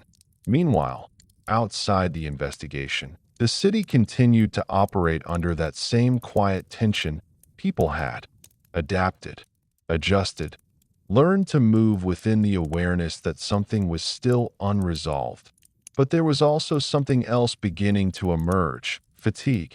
Not physical, but psychological, because sustained uncertainty wears on people. The constant awareness, the need to stay alert, the absence of resolution. Over time, those things become difficult to carry, and when fatigue sets in, behavior can shift again.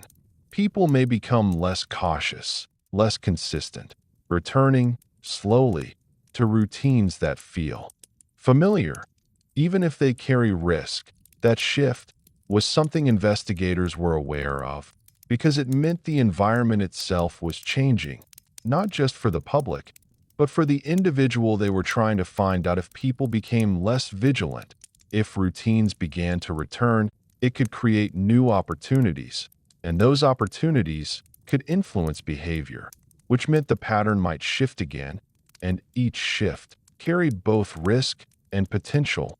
Risk, because it allowed continuation; potential, because it created new variables, new details, new chances for something to be seen.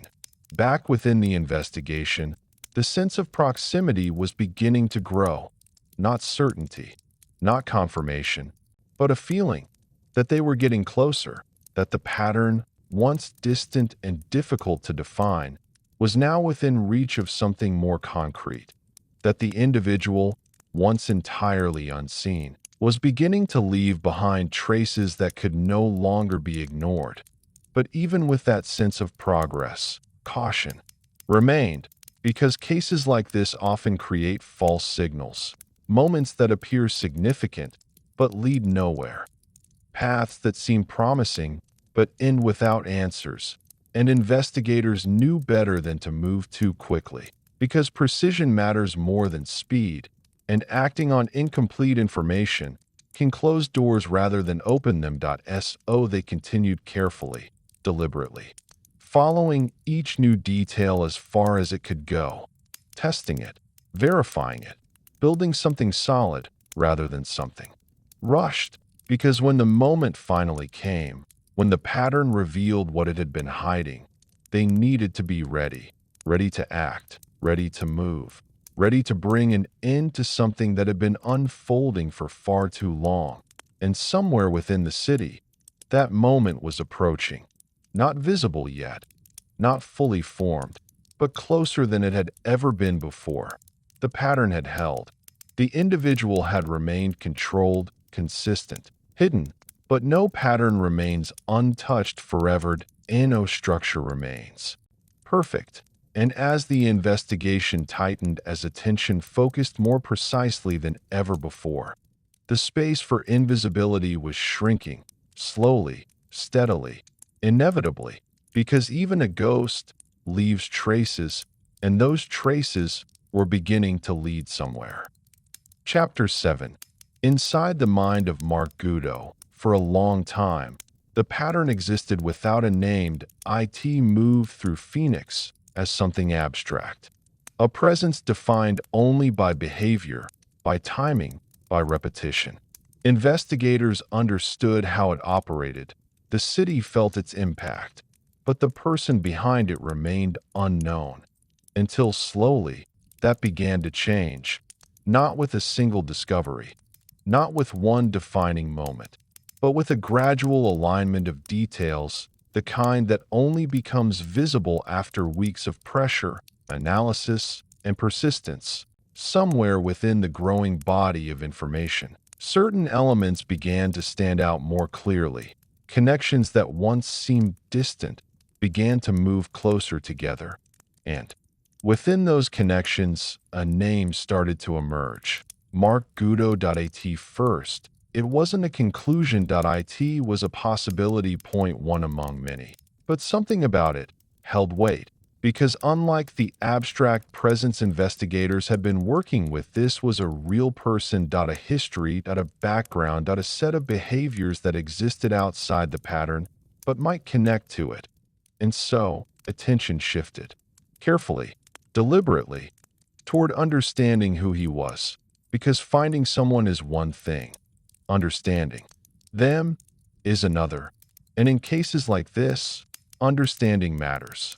Mark Goudeau didn't stand out in the way people often expect. There was nothing immediately obvious that would draw attention in a crowd. No defining feature that would make someone pause and take a second look. He existed outwardly, within the same ordinary framework as thousands of others. And that was part of what made the situation so complex. Because the person behind such a controlled pattern wasn't someone who appeared different. They appeared normal, which meant that whatever defined them existed beneath the surface, in behavior, in thought, in the way they moved through the world when no one was watching closely. Investigators began looking at his background not for dramatic revelations, but for alignment. Did his movements match the areas where incidents had occurred? Did his routines overlap with the timing of those events? Did his behavior, in any way, reflect the patterns that had been so carefully constructed? Those were the questions. And the answers, while not immediate, began to form gradually. There were connections to the areas that had been identified. Familiarity with the environment, an inability to move within it without drawing attention. That detail alone mattered because it fit. One of the core elements of the pattern. But familiarity, by itself, wasn't enough. Many people knew those areas. Many people moved through them daily. What mattered was how that familiarity was used, and that required a deeper look. Investigators began examining timelines, not just where he was, but when, looking for overlap between his known movements and the incidents that had taken place. And within that process, patterns began to align. Not perfectly, but consistently enough to raise concern, enough to shift him from possibility to focused at the same time. Behavioral elements came into consideration. The profile that had been developed, calm, controlled, deliberate, was now being compared against a real individual. Did he exhibit those traits? Did his known behavior reflect the same level of control, the same ability to operate without drawing attention? Those comparisons were careful, because assumptions can mislead. And in a case like this, precision was critical, but slowly the alignment strengthened, not in a way that could be declared publicly, not in a way that provided immediate certainty, but in a way that narrowed the investigation significantly. For the first time, the abstract presence had a direction that a person who could be studied, observed, understood in a way that had not been possible before. And with that shift, the investigation entered a new phase. Point one that moved closer to resolution, but also introduced new complexities. Because once a person is identified as a potential suspect, every detail matters. Every action, every movement, every inconsistency. Nothing can be overlooked. Nothing can be assumed. And so, the process became even more deliberate, more focused, more careful. Meanwhile, from a broader perspective, understanding Mark Goudeau required more than just looking at timelines and locations. It required looking at patterns of behavior over time. The way he interacted with the world, the way he adapted to situations, the way he maintained a presence that did not attract attention, because the individual behind the pattern had demonstrated something very specific: the ability to exist in two states. Point one visible, point one hidden. And that duality is often what allows someone to remain undetected for so long. Outwardly, everything appears normal. Internally, something else is taking shape, something structured, something controlled, something that operates within its own logic, separate from the everyday world. That separation is difficult to detect because it doesn't always show itself in obvious ways. It exists in choices. In timing. In behavior that, on the surface, appears ordinary, but beneath it, follows a different pattern entirely. And understanding that was key, because it helped explain how someone could move through a city, interact with people, maintain routines, and still remain connected to something so deliberate, so controlled, so hidden. At the same time, investigators remained cautious, because identifying a suspect is not the same as proving responsibility, and proof requires more than alignment. It requires evidence, clear, definitive, unquestionable, and building that kind of case takes time. It requires patience, careful collection, careful analysis, because once action is taken, it must be supported completely. There can be no gaps and no uncertainties, only clarity. And so, even as the investigation moved closer to a name, it continued to proceed with the same level of precision that had guided it from the beginning. Because this wasn't just about finding someone. It was about stopping something, something that had already affected an entire city, something that had changed behavior, altered routines, created a quiet but persistent tension that lingered long after each night passed. And now, for the first time, that something had a direction. A possible identity, a person who might exist at the center of it all. But possibility is only the beginning. And as the investigation continued to build around that possibility, the next step would determine everything. Because once a name enters the picture, the distance between unknown and known becomes much smaller. Once a name enters an investigation, everything changes. What was once abstract becomes focused. What was once a wide, uncertain search begins to narrow into something more defined, more structured, more deliberate. For investigators, the introduction of Mark Goudeau as a serious person of interest marked a critical turning point. But it was also the beginning of a far more delicate phase, because now, they weren't just studying a pattern. They were studying a person, and studying a person requires restraint, care, precision. Every step had to be measured. Every action had to be justified. Because once the investigation moved toward direct action, there would be no room for uncertainty. Instead of rushing forward, they slowed down. not in effort, but in execution. Surveillance became a key component, not obvious, not intrusive, but controlled. The goal was simple: to observe without being seen, to understand routine without altering it, to watch behavior in its natural state, without interference, because any disruption could change everything. That if Mark Goudeau was connected to the pattern, then his ability to remain undetected had been built on consistency, on control, on a predictable environment that allowed him to operate without drawing attention. If that environment changed suddenly, he might respond, adapt, disappear, and that was a risk investigators could not take. So they watched carefully, patiently. They observed movement, daily routines, patterns that existed outside the incidents, but might reflect the same underlying structure. And slowly, those observations began to reveal something important: consistency, not in the sense of obvious behavior, but in the way his routines aligned with the broader pattern that had already been identified. The times he was active, the areas he moved through, the way he navigated space. None of it was definitive on its own, but together, it formed a picture that was becoming increasingly difficult to ignore. At the same time, investigators worked to strengthen the case through evidence, not assumptions, not interpretations, but tangible, verifiable details. This process was methodical. Every piece of information had to be collected carefully, analyzed thoroughly, connected logically, because building a case like this isn't about finding one answer, it's about building a structure of answers, each one supporting the next. And that structure was beginning to take shape, piece by piece, detail by detail. There were still gaps, still uncertainties, but the direction was becoming clearer, and with that clarity came a growing sense of proximity.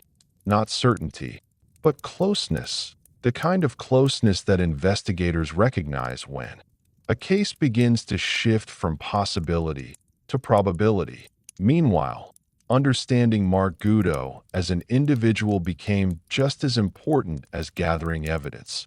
Because behavior doesn't exist in isolation, that it's connected to mindset. To decision making. To the way someone perceives and interacts with the world around them.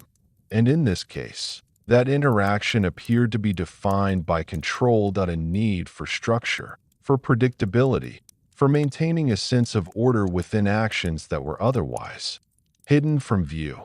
That kind of mindset often reveals itself in subtle ways. In routines that don't vary much. In movements that follow familiar paths. In behaviors that appear ordinary but are carefully maintained. And those subtleties became part of the investigation because they helped explain how someone could operate within a pattern for so long without drawing attention.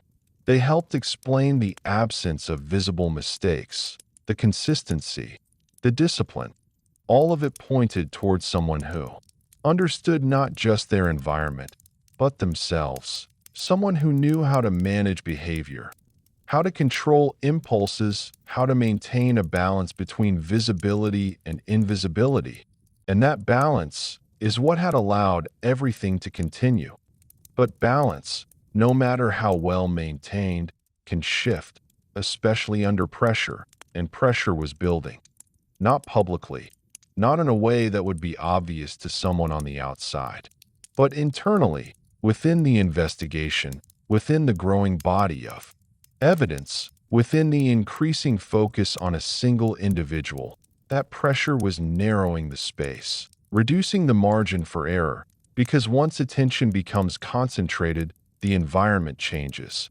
Even if the person being observed doesn't realize it immediately, even if everything appears the same, there are shifts, subtle ones. In timing, in movement, in awareness, and those shifts can reveal things that were previously hidden. Investigators understood that, and they were watching for it carefully because they knew that if Mark Goudeau was responsible, then at some point, The structure he had maintained would begin to show signs of strain. Not dramatic, not obvious, but enough. Enough to confirm what had been building. Enough to justify action at the same time. They had to remain cautious, because focusing too narrowly, too quickly, can create risk if they were wrong. They could miss something if they moved too soon. They could lose the opportunity to build a complete case. So the approach remained balanced, focused, but not rushed, deliberate, but not delayed.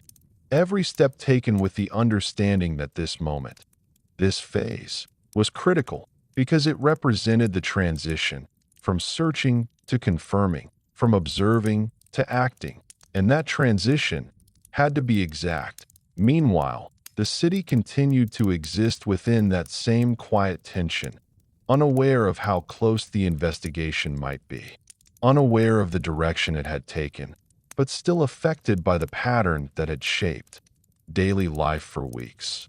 People were still cautious, still aware, still adjusting.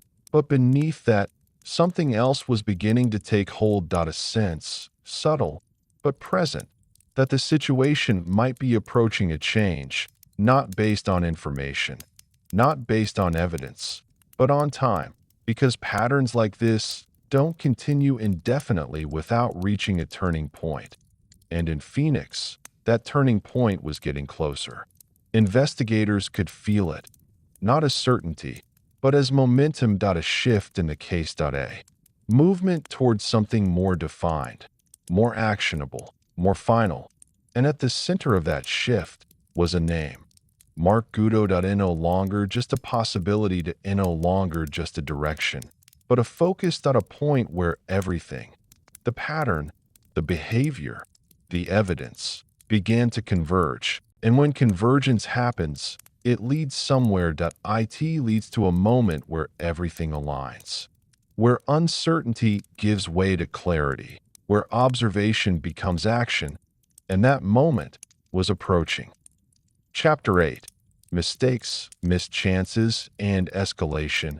In investigations like this, progress is rarely a straight line. It moves forward and then pauses, advances, and then slips. Sometimes, the difference between solving a case early and watching it grow more complex comes down to something almost invisible in the moment. A missed detail. A delay. A moment where two pieces of information don't quite connect until much later. And in the case unfolding across Phoenix, those moments existed quietly, subtly, but with consequences that would only be understood in hindsight. Because while investigators were building the pattern, studying behavior, and narrowing possibilities, the individual at the center of it all was continuing, uninterrupted. And with each continuation, something else was happening. Escalation, not sudden, not chaotic, but gradual, measured. The kind of escalation that follows a pattern rather than breaking it first. The incidents had been difficult to connect. Then, they became recognizable. Now, they were becoming more defined, more consistent, more frequent.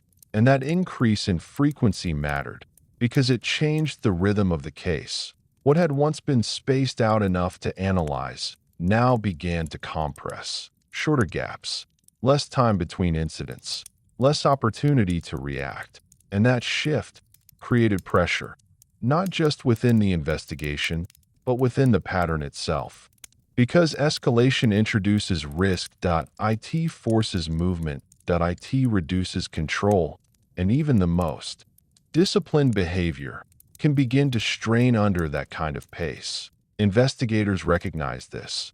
They understood that the increase in activity could work both ways. It made the situation more urgent, more dangerous, but it also created more opportunities, more data, more chances for something to be seen that hadn't been visible before. But those opportunities only matter if they're recognized in time. And that's where the complexity of real-world investigations becomes clear, because information doesn't always arrive neatly. It comes in fragments, from different sources at different times, and connecting those fragments requires alignment. The right detailed at the right moment, seen in the right context. Without that alignment, even important information can remain unnoticed. And in this case, there were moments like that. Details that, on their own, seemed minor, but when viewed later, revealed connections that had been present all along.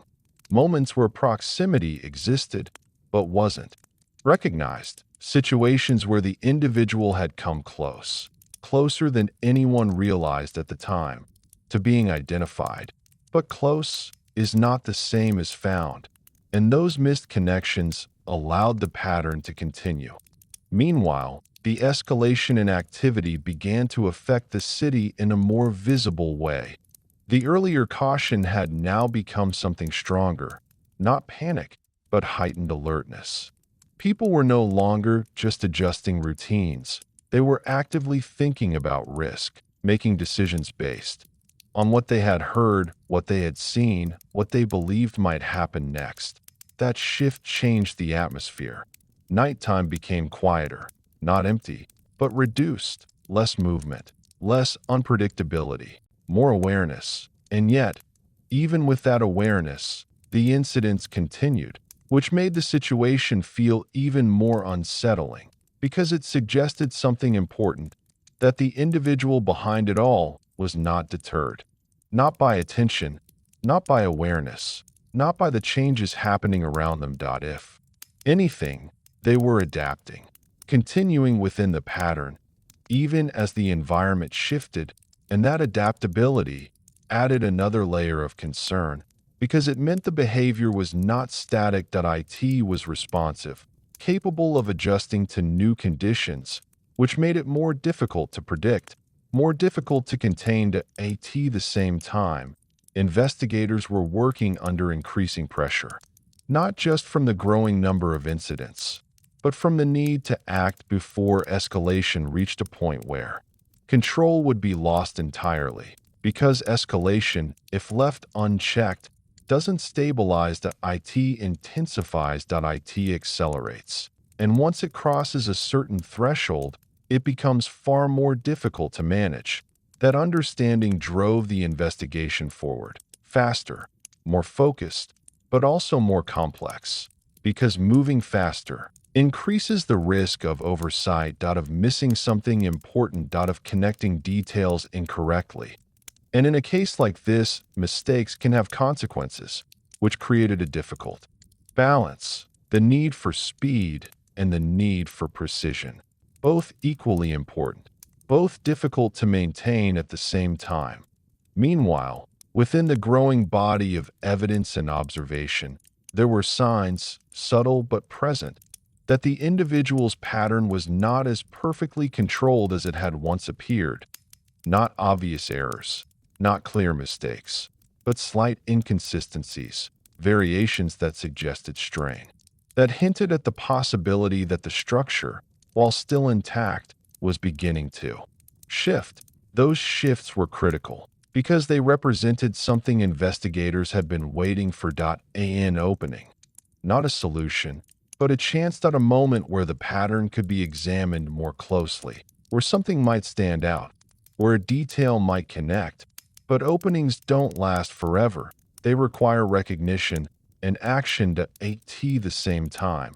Looking back, there were moments, early on, where the path could have been shorter, where connections might have been made sooner, where the pattern might have been identified earlier. But hindsight is always clearer because it comes with context, with understanding, with the ability to see the full picture. And at the time, that picture hadn't yet formed. It was still in pieces, still developing, still waiting to be understood. And so, the investigation continued forward, through escalation, through missed chances, through the growing urgency that came with every new incident. Because even with the challenges, even with the delays, the direction was becoming clearer. The pattern was tightening, the focus was narrowing. And somewhere within that narrowing focus, Everything was moving toward a point where something would change, not gradually, but decisively, because escalation doesn't continue forever without consequence. At some point, it forces a shift, and in Phoenix, that shift was getting closer. As the pace of events increased, so did the pressure to find something definitive, not another theory, not another possibility, but something concrete, something that could move the investigation out of analysis and into action. By now, the pattern had been studied from every angle: locations, timing, behavior. Each piece had been examined, re-examined, and placed into a structure that was as complete as it could be without a final confirmation. And at the center of that structure, Mark Goudeau remained the primary focus. But focus alone wasn't enough, because suspicion, no matter how strong, cannot replace evidence, and evidence takes time. It builds slowly, layer by layer, through careful collection, verification, and connection. And during this phase, that process began to accelerate, not recklessly, but with growing momentum.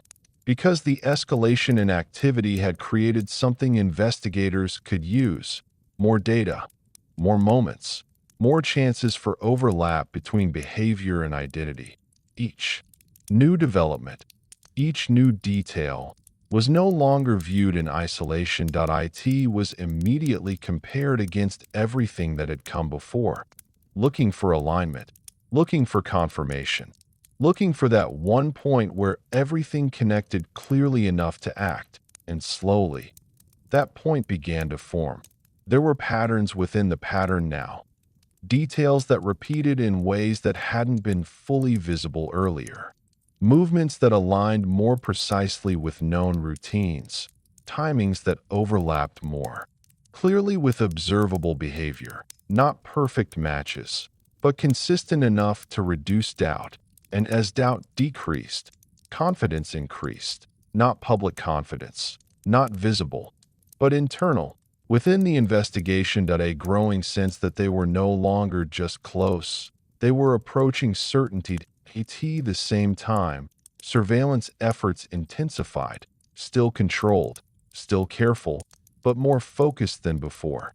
Because now, the goal wasn't just observation. It was confirmation, watching for anything, no matter how small, that could tie the individual directly to the pattern. A movement, a behavior, a detail that could not be explained by coincidence alone. And in that heightened focus, something began to emerge. Not a dramatic revelation, not a sudden breakthrough, but a series of small confirmations that, together, formed something stronger. A connection between presence and timing. A consistency between routine and pattern. A narrowing of possibility to the point where alternatives became less and less likely. It was the kind of progress that doesn't make headlines, but within an investigation, it changes everything, because it transforms uncertainty into direction, and direction leads to action. Meanwhile, the city remained in that same state of heightened awareness, but now there was something else in the atmosphere. A subtle shift, difficult to define, but present. If the tension that had been building for so long was beginning to reach a point where it could no longer sustain itself. Because sustained pressure on a city, on an investigation, on a pattern, doesn't remain static. It leads somewhere. It forces change, and that change was approaching. Within the investigation, planning began to take a new form. Not just analysis, not just observation, but preparation. Careful, deliberate planning for what would come next. Because once the decision was made to act, everything had to be ready. There could be no hesitation. Uncertainty, no gaps. Every detail had to be accounted for, every possibility considered, because this moment, this transition from observation to action, would determine everything that followed. And so, the work intensified, quietly, behind the scenes, building towards something that had been developing for weeks at the same time. Investigators remained aware of one critical factor. The individual they were watching had demonstrated an ability to adapt.to observe.to adjust. And that meant that even at this stage, nothing could be taken for granted, because awareness works both ways. Just as investigators were watching closely, there was always the possibility that the person being watched might sense it. Even without direct evidence, even without visible signs, subtle changes in environment can be felt. And if that happened, the pattern could shift again, perhaps more dramatically than before, which is why timing became everything.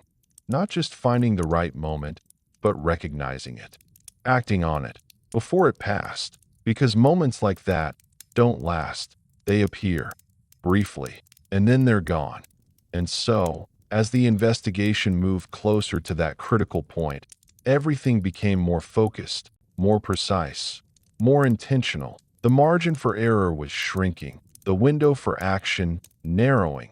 And within that narrowing space, the case was approaching something it hadn't reached before: resolution. Not yet complete, not yet confirmed, but closer than it had ever been.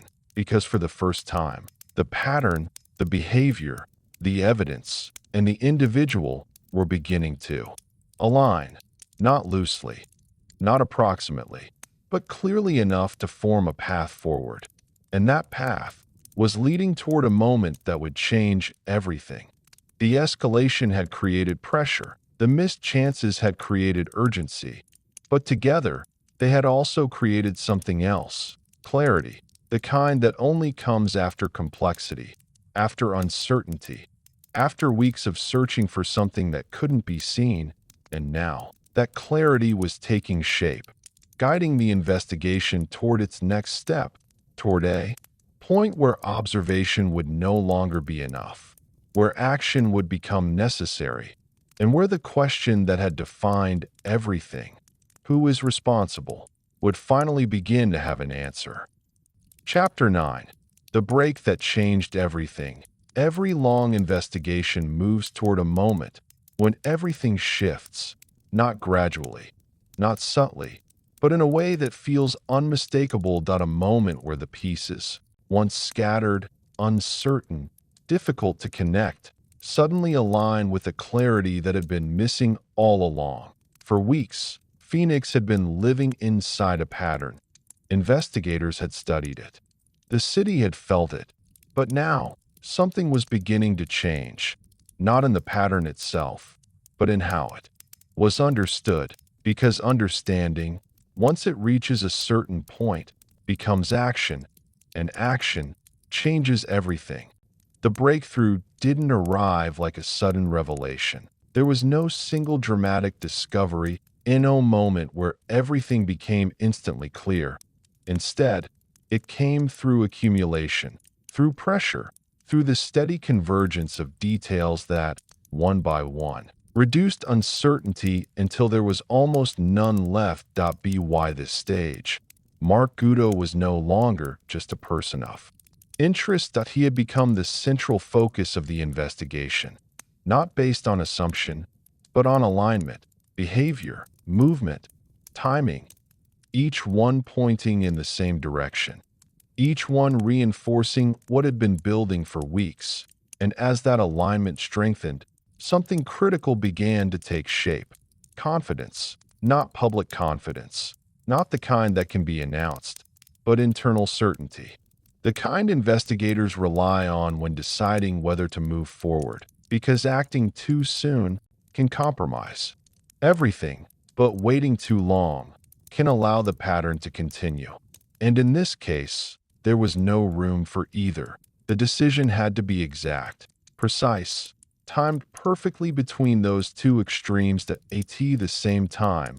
The evidence being gathered had reached a point where it was no longer just suggestive. It was supportive, each piece reinforcing the next, each detail connecting in a way that made alternative explanations less and less likely. There were still gaps. There always are. but the structure was strong, strong enough to hold, strong enough to move forward.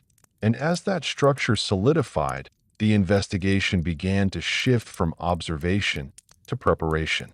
This was the moment they had been working toward, not the end, but the beginning of the end, because once action is taken, the pattern either breaks or it disappears, and both outcomes carry consequences. Investigators began planning carefully. Every detail mattered: timing, location, execution, because the individual they were preparing to confront had demonstrated an ability to remain controlled under pressure, to adapt, to move within the environment without drawing attention. And that meant the approach had to be equally controlled, equally precise. There could be no uncertainty in improvisation, only structure, only clarity at the same time. Surveillance continued, but now, with a different purpose, not just to observe, but to confirm. To ensure that every piece of the case aligned with real-time behavior. To eliminate any remaining doubt, because once the decision was made, there would be no turning back. Meanwhile, outside of the investigation, the city remained in that same state of quiet tension, unaware of how close everything had come to a turning point, unaware that the pattern which had shaped daily life for so long was nearing its end. People continued their routines, still cautious, still aware, but beginning, slowly, to adjust again, because even sustained fear cannot remain at its peak forever. It settles. It becomes part of the background, and in that background, life continues. But beneath that surface, everything was about to change, because the moment investigators had been waiting for was approaching, not visible to the public, not announced, but real. A moment where weeks of analysis, observation, and careful planning would converge into a single action, and that action would determine everything. Inside the investigation, the atmosphere had shifted. There was no longer uncertainty about direction, no longer debate about focus, only execution, careful, deliberate, coordinated, because cases like this don't end through chance. They end through precision, through timing, through the ability to recognize when the moment has arrived and act. And now, that moment was close, closer than it had ever been. The pattern that had once seemed impossible to break was beginning to show its limits. The control that had once allowed it to continue was being matched by something equally controlled, equally deliberate, because this was no longer just a search. It was a confrontation, not physical, not yet, but strategic, between a pattern that had been carefully constructed and an investigation that had learned how to understand it. And when those two things meet, one of them ends. But even at this stage, even with everything aligned, there was still one final step, the step that turns preparation into reality, the step that brings everything to a single point. Because until that step is taken, the pattern still exists, still moves, still continues. And in Phoenix, as the night settled once again over quiet streets and familiar neighborhoods, that pattern was still there, for now, but not for much longer, because the break that would change everything was no longer a possibility. It was imminent. There's a moment, just before action, when everything becomes still, not in the city, not in the streets, but within the investigation itself. A quiet pause where weeks of work, every report, every observation, every connection, compress into a single point of focus. For Phoenix, that moment had arrived. Behind the scenes, the structure was complete. The pattern had been mapped, the behavior understood. The individual identified with a level of confidence that could no longer be ignored. Now, the only question that remained was timing, because timing, in moments like this, is everything. Move too early and risk losing the opportunity. move too late, and allow the pattern to continue. The decision had to exist in that narrow space between certainty and urgency. And as the investigation reached that point, the choice became clear. Action would be taken, not impulsively, not dramatically, but with the same level of control and precision that had defined the entire case. Every detail had been considered, every movement planned. The approach was designed not just to confront, but to contain. To ensure that once the moment arrived, there would be no uncertainty, no escape, no continuation. And so, as the operation moved into place, everything became focused, coordinated, silent. The kind of silence that doesn't come from absence, but from concentration, from attention directed entirely toward one objective. Meanwhile, outside of that carefully constructed plan, the city continued as it always had. People moved through their routines. Lights flickered on in homes. Cars passed through familiar streets. Nothing appeared different. Nothing suggested that something significant was about to happen. And that contrast was striking, because beneath that ordinary surface, everything was shifting. The investigation, which had existed quietly for so long, was now transitioning into its final phase, and no longer just observing, and no longer just analyzing, but acting. The moment itself didn't arrive with noise. Didn't unfold in a way that would immediately be visible to the public. Instead, it happened with the same control that had defined the entire process: deliberate, measured, precise. The focus was singular. Bring an end to the pattern. Stop something that had continued for far too long. Transform weeks of uncertainty into a definitive outcome. And within that focus, there was no hesitation. Because hesitation introduces risk, and risk was no longer acceptable. The individual at the center of it all, Mark Goudeau, was no longer just a possibility. He was the conclusion toward which everything had been building. And now, that conclusion was being acted upon. The operation unfolded in stages, each one carefully aligned with the next, each one designed to maintain control from beginning to end. Because control was essential. The same control that had allowed the pattern to exist was now being used to end it. And as those stages moved forward, the distance between investigation and resolution began to close, not gradually, but decisively.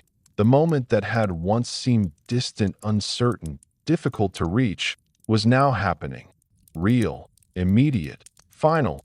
For the first time since the pattern had begun, there was a clear direction toward an ending. Not a possibility, not a hope, but a reality in motion. And with that motion, everything changed, because once action is taken, the pattern can no longer remain intact. It either breaks or it disappears. And in Phoenix, that break had begun. The unseen presence that had moved through the city for so long was no longer beyond reach. The abstract had become concrete, the unknown known, and the tension that had built over weeks was beginning to release. Not all at once, not completely, but enough to signal that something fundamental had shifted, because for the first time, the investigation was no longer chasing. It was concluding. And that shift, from pursuit to resolution, is one of the most significant transitions any case can reach. It marks the point where uncertainty gives way to clarity, where questions begin to have answers, where the unknown becomes something that can be defined. But even as that transition unfolded, there was an understanding that this moment, while critical, was not the end of everything, because resolution brings its own complexities, its own processes, its own need for careful handling. What had been hidden would now be examined. What had been unknown would now be understood, and that understanding would take time. But for now, the most important change had already occurred. The pattern had been interrupted, the individual at its center had been identified, and the city, which had lived under the weight of uncertainty for so long, was moving, slowly, towards something else. Relief, not immediate, not complete, but beginning, because the break that had once seemed distant had finally happened, and with it, the story that had unfolded across Phoenix had reached its turning point. Chapter 10: Arresting the Baseline Killer. There is a moment, after weeks of tension, when everything changes in a way that feels almost unreal, not because it is dramatic, but because it is final. For Phoenix, that moment came quietly. After all the movement, all the analysis, all the anticipation, it ended not with chaos, but with control. The kind of control that had been building behind the scenes for weeks, now brought forward into a single, decisive action. Mark Goudeau was taken into custody, in no longer a possibility, in no longer a focus, but a person, physically present, no longer moving through the city unseen. And in that instant, the pattern stopped, not gradually, not uncertainly, but completely. The same city that had lived under a quiet, persistent tension now entered something else entirely, an unfamiliar stillness, not the stillness of fear, but the stillness that follows resolution. Because when something that has been constantly present suddenly disappears, it leaves behind a space, a pause, a moment where everything feels slightly out of place, simply because the pressure is no longer there. For investigators, however, this moment was not a pause. It was a transition, because the arrest, while critical, was only one part of the process. What followed required just as much precision, just as much care, because now everything had to be confirmed, documented, understood in a way that could stand not just internally, but externally, legally, publicly, completely. The focus shifted immediately, from finding to proving, from observing to documenting, from building a theory to establishing a case. And that shift brought with it a new kind of intensity, because while the urgency of stopping the pattern had been addressed, the responsibility of explaining it had only just begun.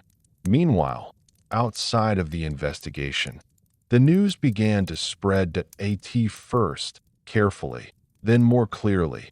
And as it did, the reaction was immediate, not loud, not chaotic, but deeply felt, because for weeks, the city had lived with uncertainty, with a presence that could not be seen, with a pattern that could not be fully understood.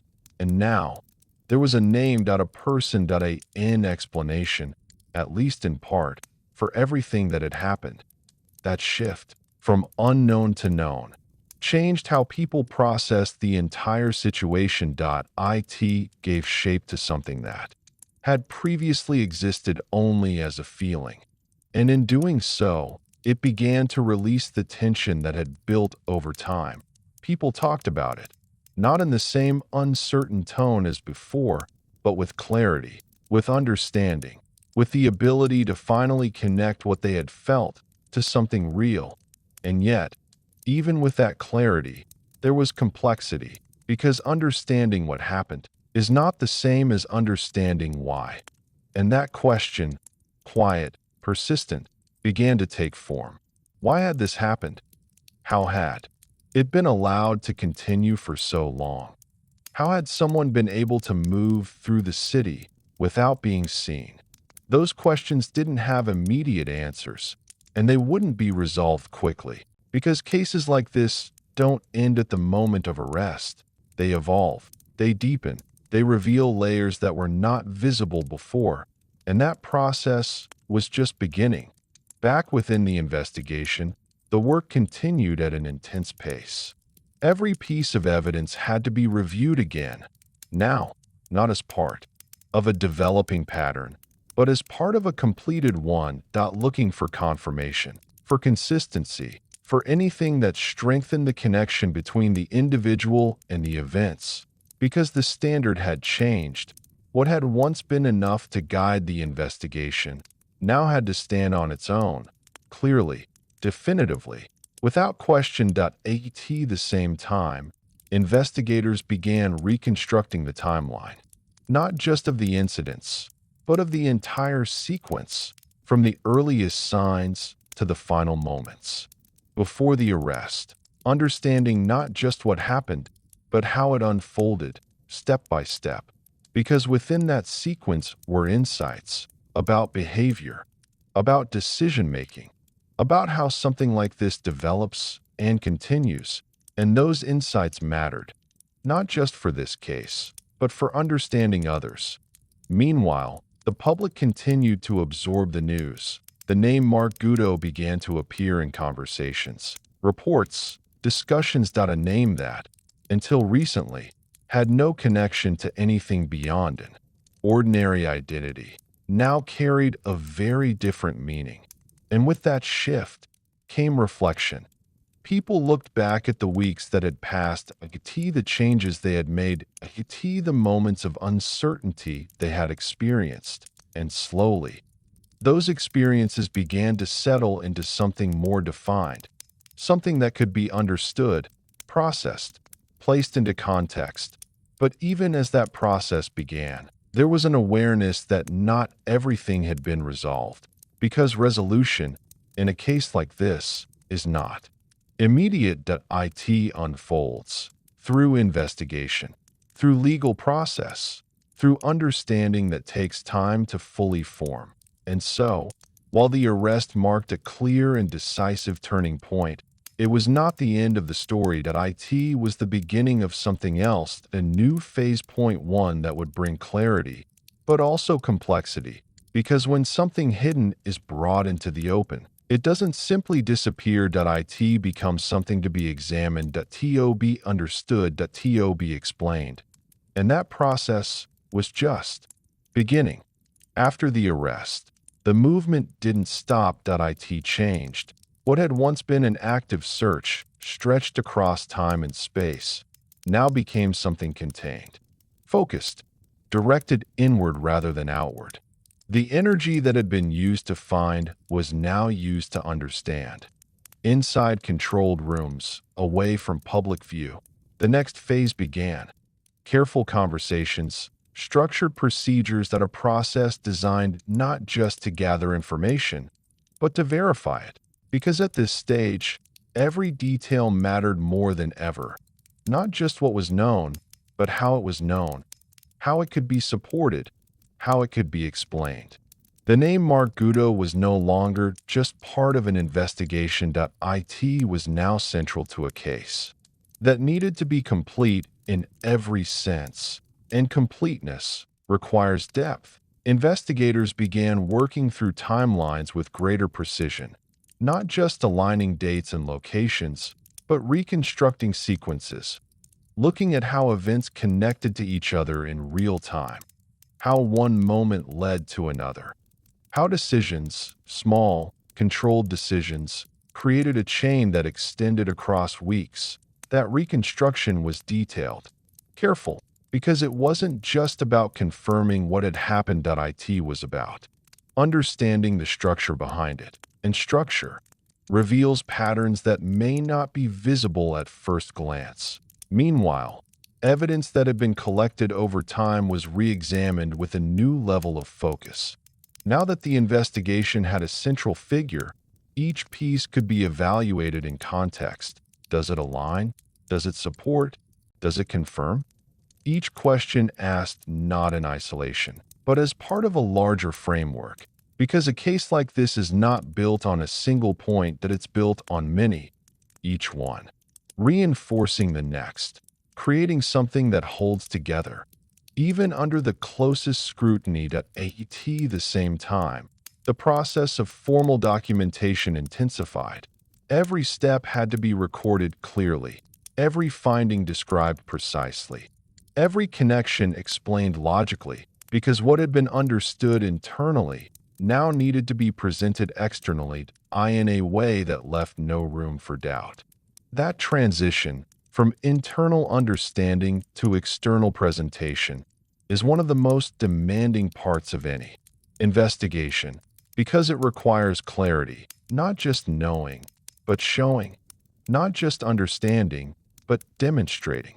And that requires discipline, the same kind of discipline that had been used to track the pattern from the beginning. Outside of this process, the city of Phoenix was moving through its own transition. The immediate tension had eased, but it hadn't disappeared entirely, because when something like this happens, the effects don't vanish overnight. They lingered in memory, in routine, in the way people think about their surroundings. But now, those thoughts had a different tone, less uncertainty, more clarity. People were no longer asking what is happening. They were asking, how did this happen? And that shift, while subtle, was important because it marked the beginning of understanding, of placing the experience into context, of turning something unknown into something that could be examined. But that examination would take time because the full scope of the case was still unfolding. Even within the investigation, there were details that were only now becoming clear, connections that, while suspected earlier, could now be confirmed, patterns that, while understood broadly, could now be defined more precisely. And with each confirmation, the scale of the situation became more apparent, not suddenly, but gradually in a way that allowed each detail to settle before the next one appeared.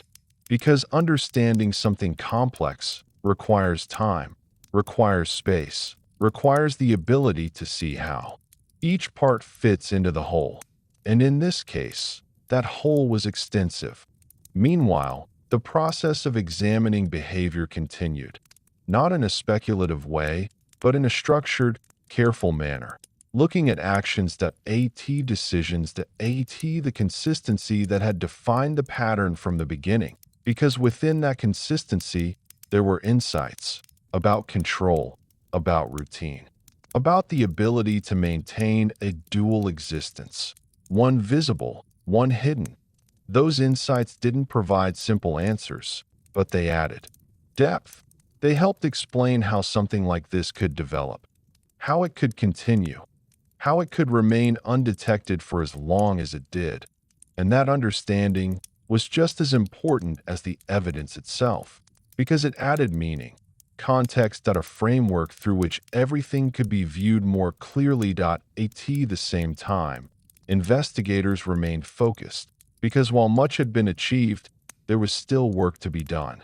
The case needed to be complete, not just in parts, but as a whole, every detail aligned, every connection supported, every question answered as clearly as possible, because once presented, it had to stand, without uncertainty, without gaps, without hesitation.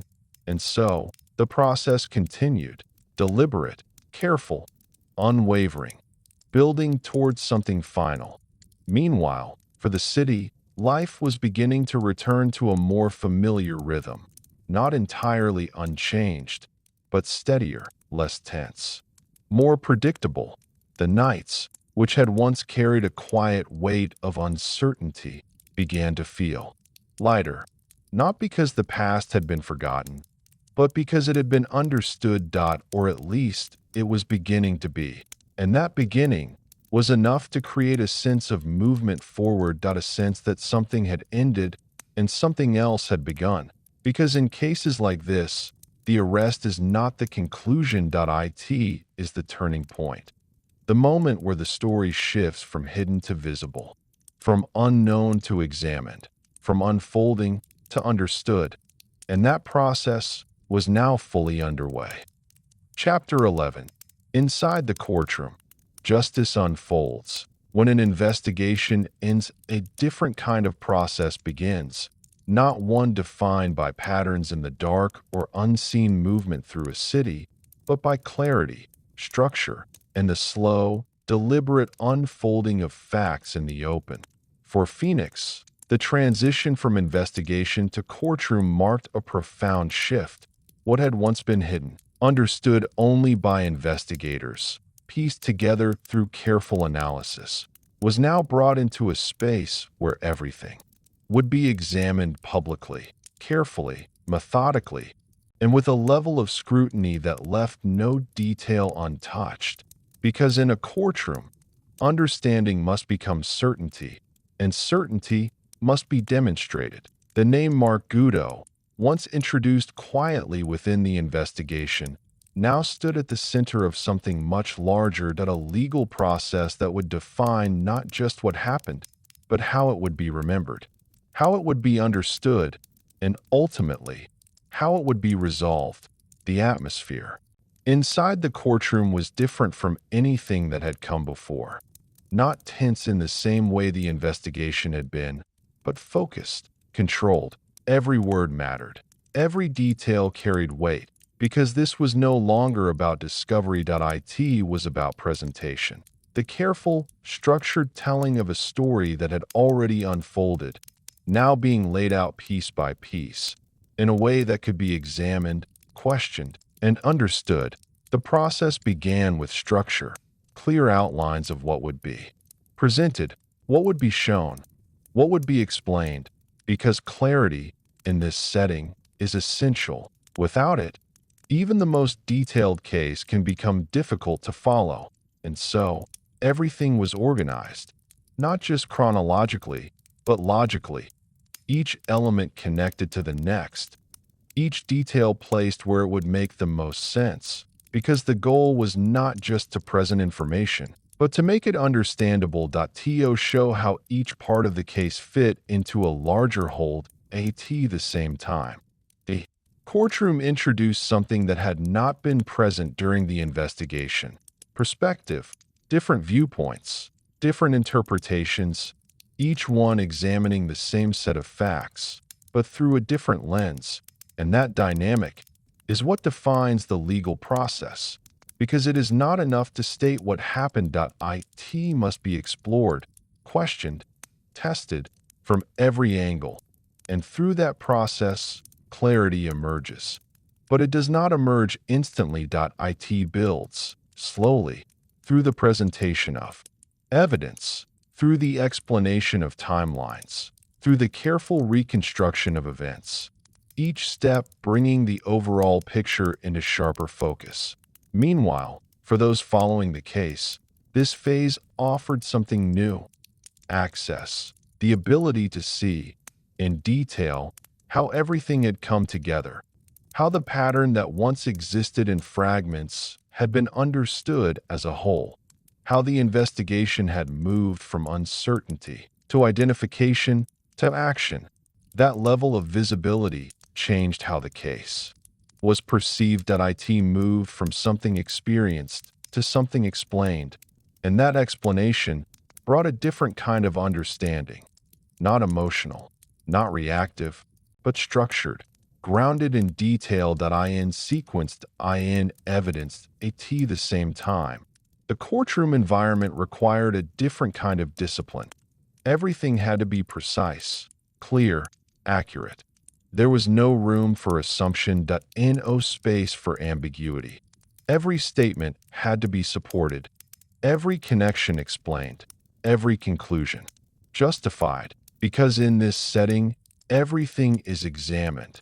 And that examination is what ensures that the outcome, whatever it may be, is based on a complete and accurate understanding of the facts. As the process unfolded, the timeline of events became one of the central elements, not just individual moments, but the sequence that connected them, from the earliest signs to the development of the pattern, to the identification of Mark Goudeau, and ultimately to the arrest.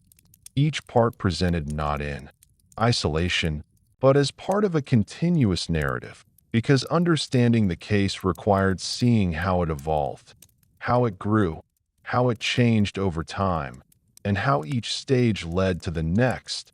That continuity was critical, because it provided context. That it showed not just what happened, but how and why it happened in the way that it did. Meanwhile, the atmosphere within the courtroom remained steady, focused, deliberate. There were no sudden shifts. No dramatic interruptions, just a consistent, careful progression through the case. Because this process is not about speed, that it is about completeness, ensuring that nothing is overlooked, that every detail is given the attention it deserves, that the full picture is presented clearly, and that clarity takes time. Outside the courtroom, the public continued to follow the case with interest, not in the same uncertain way as before, but with a desire to understand the TOC how everything would come together. TO witnessed the process through which resolution would be reached, and that process, while slower than the urgency of the investigation, carried its own importance, because it ensured that the outcome was not just decisive, but justified, grounded in evidence, supported by detail, and understood by all who observed it. As the proceedings continued, the case that had once existed in shadows was now fully in the light, every detail examined, every connection explored, every question addressed, and through that careful unfolding, something began to take shape, not just resolution, but understanding, the kind that only comes when complexity is examined fully, when uncertainty is replaced with clarity, and when a story that once seemed fragmented is finally seen as a whole. As the courtroom process moved forward, something began to settle into place, not suddenly, not with a single moment, but gradually, through the steady accumulation of detail, explanation, and examination. What had once been a complex web of events was now being presented in a way that allowed it to be seen clearly, step by step, piece by piece. And with each step, the picture became more complete. The structure of the case, carefully built over weeks of investigation, was now fully visible. Timelines aligned, connections made sense, patterns that had once been difficult to understand now appeared with clarity. And within that clarity, there was weight, because understanding, in this setting, is not passive. It carries consequence.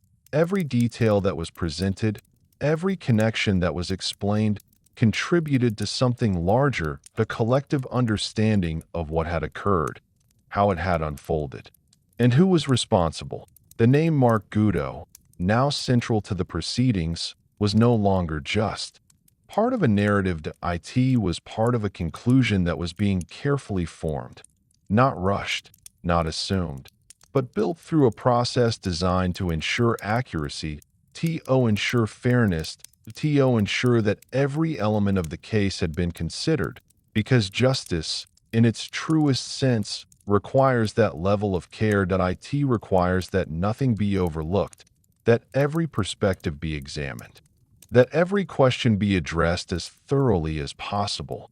And that process, while methodical, carried its own intensity, not the urgency of the investigation, but a different kind of focus point, one that required patience, attention, and a willingness to move through complexity without rushing toward resolution. As the proceedings continued, the atmosphere remained steady, measured. There were no sudden shifts or dramatic turns, just a consistent movement toward something final. Because in cases like this, the outcome is not defined by a single moment. It is defined by the accumulation of many moments, each one contributing to a larger understanding. And that understanding was now nearly complete. The final phase approached, not with anticipation in the traditional sense, but with a quiet awareness that the process was reaching its conclusion, that the questions which had defined the case from the beginning were about to be answered in a definitive way. And when that moment arrived, it did so with the same control that had defined everything leading up to it. The outcome was delivered not as a dramatic declaration, but as a result of the process. A conclusion supported by detail, by evidence, by the careful examination of everything that had been presented.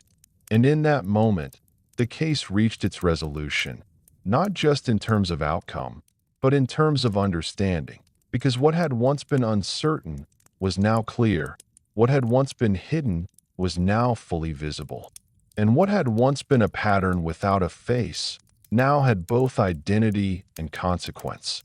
The impact of that resolution extended beyond the courtroom.it, reached into the city itself, into the communities that had lived through weeks of uncertainty, into the routines that had been altered, into the awareness that had shaped daily life. And for those who had experienced that time, this moment represented something significant, not just the end of a case, but the end of a period defined by uncertainty, that a transition from tension to clarity, from unanswered questions to defined conclusions. But even within that resolution, there was complexity, because understanding what happened does not erase the fact that it did. It does not remove the memory or the impact. That it simply places it within a framework that can be understood. And that understanding is what allows people to move forward, slowly, gradually, with a sense that something has been completed back within the courtroom. The process came to a close in a way that reflected everything that had come before: structured, deliberate, final. There were no loose ends. No unanswered questions within the scope of the case. Everything had been addressed. Everything had been examined. Everything had been brought into the open. And with that, the legal phase of the case concluded. But the story itself did not end there, because cases like this leave something behind, not just in records, not just in documentation, but in memory, in awareness, in the way people understand the world around them. And those effects continue long after the courtroom is empty, long after the proceedings have ended, long after the final decision has been delivered. For Phoenix, this case became part of its history, a moment in time where the ordinary was interrupted by something unexpected, something difficult to understand, something that required patience, effort, and precision to resolve. And through that process, the city changed, not dramatically, but subtly, in ways that would remain long after the details had faded. Because experiences like this leave impressions, they shape awareness, they influence how people see their surroundings and how they move through them. But they also demonstrate something else: the ability to confront uncertainty, examine complexity, move from not knowing to understanding. And that movement is what defines resolution, not just the outcome, but the process that leads to it. And in this case, that process had reached its conclusion. Chapter 12. Aftermath. A city forever changed. When everything is over, the silence feels different. Not the same silence that existed before. Not the kind that comes from uncertainty or tension, but something softer, more reflective, a silence that carries memory. In Phoenix, after the case had reached its conclusion, the city did not return to what it once was. It moved forward. But forward is not the same as unchanged, because experiences like this leave something behind, not always visible, not always spoken, but present. In the way people think, in the way they remembered, in the way they understand the world around them. For weeks, the city had lived with something unseen, a pattern that shaped behavior, altered routines, and introduced a quiet awareness into everyday life. Now, that pattern was gone. The presence that had once existed in the background no longer remained.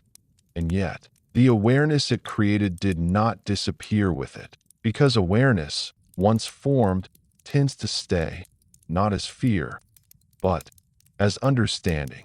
People began to return to familiar routines. Late-night walks, evening drives, moments that had once been adjusted, slowly found their way back into daily life.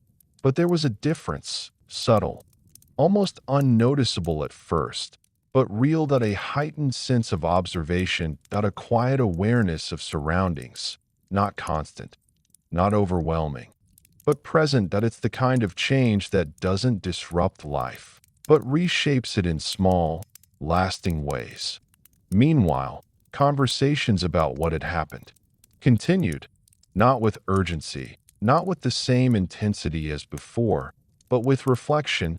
People spoke about where they had been during that time, what they had felt, how they had adjusted, and how, slowly, things had changed again.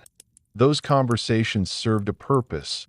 They allowed the experience to settle. To move from something immediate to something understood. Because understanding is what allows events to become part of memory, rather than something that remains unresolved. At the same time, the case left a lasting impact on how situations like this were viewed, not just by the public, but by those responsible for responding to them. Investigations evolve, they learn, they adapt, and cases like this contribute to that process. They provide insight into how patterns develop, how behavior can be understood, how responses can be refined, and those insights continue long after the case itself has ended. For the city, this meant something important. A sense that what had happened, while difficult, had also led to greater understanding, greater awareness, a deeper ability to recognize and respond to complexity.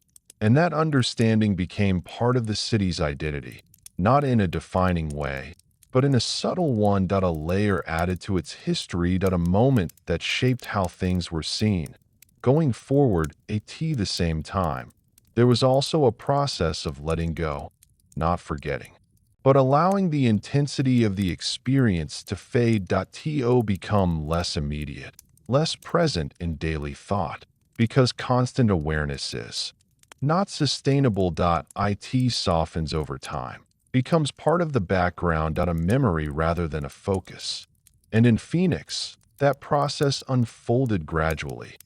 Days turned into weeks, weeks into months, and slowly, the city found its rhythm again.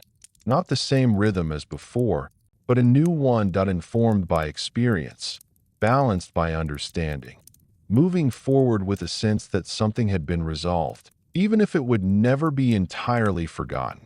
Meanwhile, the name Mark Goudeau, once central to daily conversations, began to recede, not erased, but placed within context, part of a larger story. One that had a beginning, a middle, and now an end.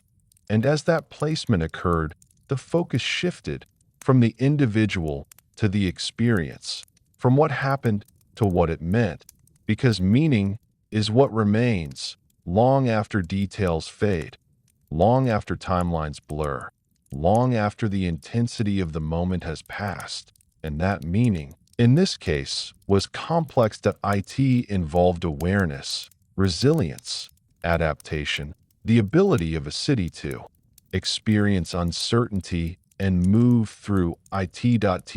Adjust. Respond, and eventually to recover, not perfectly, not completely, but meaningfully, back in the physical spaces where everything had once unfolded. Life continued. The same streets, the same neighborhoods, the same patterns of movement, but now with a quiet layer of memory beneath them, not visible, but present. A reminder of something that had once been and had now passed. And that reminder, while subtle, was part of what made the city different, not defined by what happened, but shaped by it in a way that could not be undone. Because once something is experienced, it becomes part of the story, and stories stay, even as everything else moves forward. In the end, what remains is not just what happened, but how it is remembered, not in sharp, overwhelming detail, but in softer impressions, moments, feelings, shifts in awareness that linger quietly beneath the surface of everyday life. For Phoenix, the events of that time did not stay frozen in place. They moved, not physically, but through memory, through the way the story was told, retold, and gradually understood from a distance. Because distance changes things. It softens the edges. It allows perspective to settle in. And with perspective comes a different kind of clarity, the kind that doesn't come from urgency or fear, but from reflection, from looking back without the weight of not knowing. And in that reflection, something important becomes visible, not just the events themselves, but the process that surrounded them, the quiet persistence of those who worked to understand the pattern, the gradual way awareness spread through the city, the subtle adjustments people made, often without realizing it. And the moment, quiet, controlled, when everything changed, those elements, when seen together, form something more than just a sequence of events. They form a story of movement, from uncertainty to understanding, from tension to resolution. And that movement is what defines the experience, not the beginning, not even the end, but the path between them. Because that path reveals something deeper. IT shows how a city responds when something unfamiliar enters its rhythm, how individuals adjust, not dramatically, but thoughtfully, how awareness grows, not through panic, but through observation, and how, over time, even the most uncertain situations find their way toward clarity. In Phoenix, that clarity did not arrive all at once. It built slowly, through effort, through patience, through the careful work of those who refused to let uncertainty remain unresolved. And in that process, something else emerged. A quiet strength, not loud, not obvious, but present, the kind that exists in the ability to continue. To adapt. To move forward, even when the path is unclear. That strength became part of the city's story, not something that needed to be spoken about constantly, but something that existed nonetheless. In the background. In the way life resumed. In the way normalcy returned, not as a reset, but as a continuation, because nothing truly resets. Everything carries forward, even if only in small, almost invisible ways. And those small ways matter. They shape how people think, how they observe, how they move through the world, not in fear, but in awareness. A quieter, more balanced understanding of surroundings, of patterns, of the subtle details that often go unnoticed until they don't. Meanwhile, the story itself began to settle into its place, in no longer unfolding. In no longer immediate, but complete. A beginning that led to a middle that reached an end.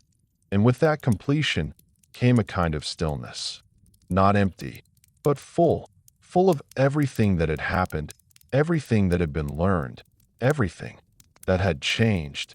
And in that stillness, there was space, space to reflect, space to understand, space to let the experience become part of something larger, something that could be remembered without needing to be relived, because memory, over time, becomes quieter. It doesn't disappear, but it softens, becomes part of the background, something that exists without demanding attention.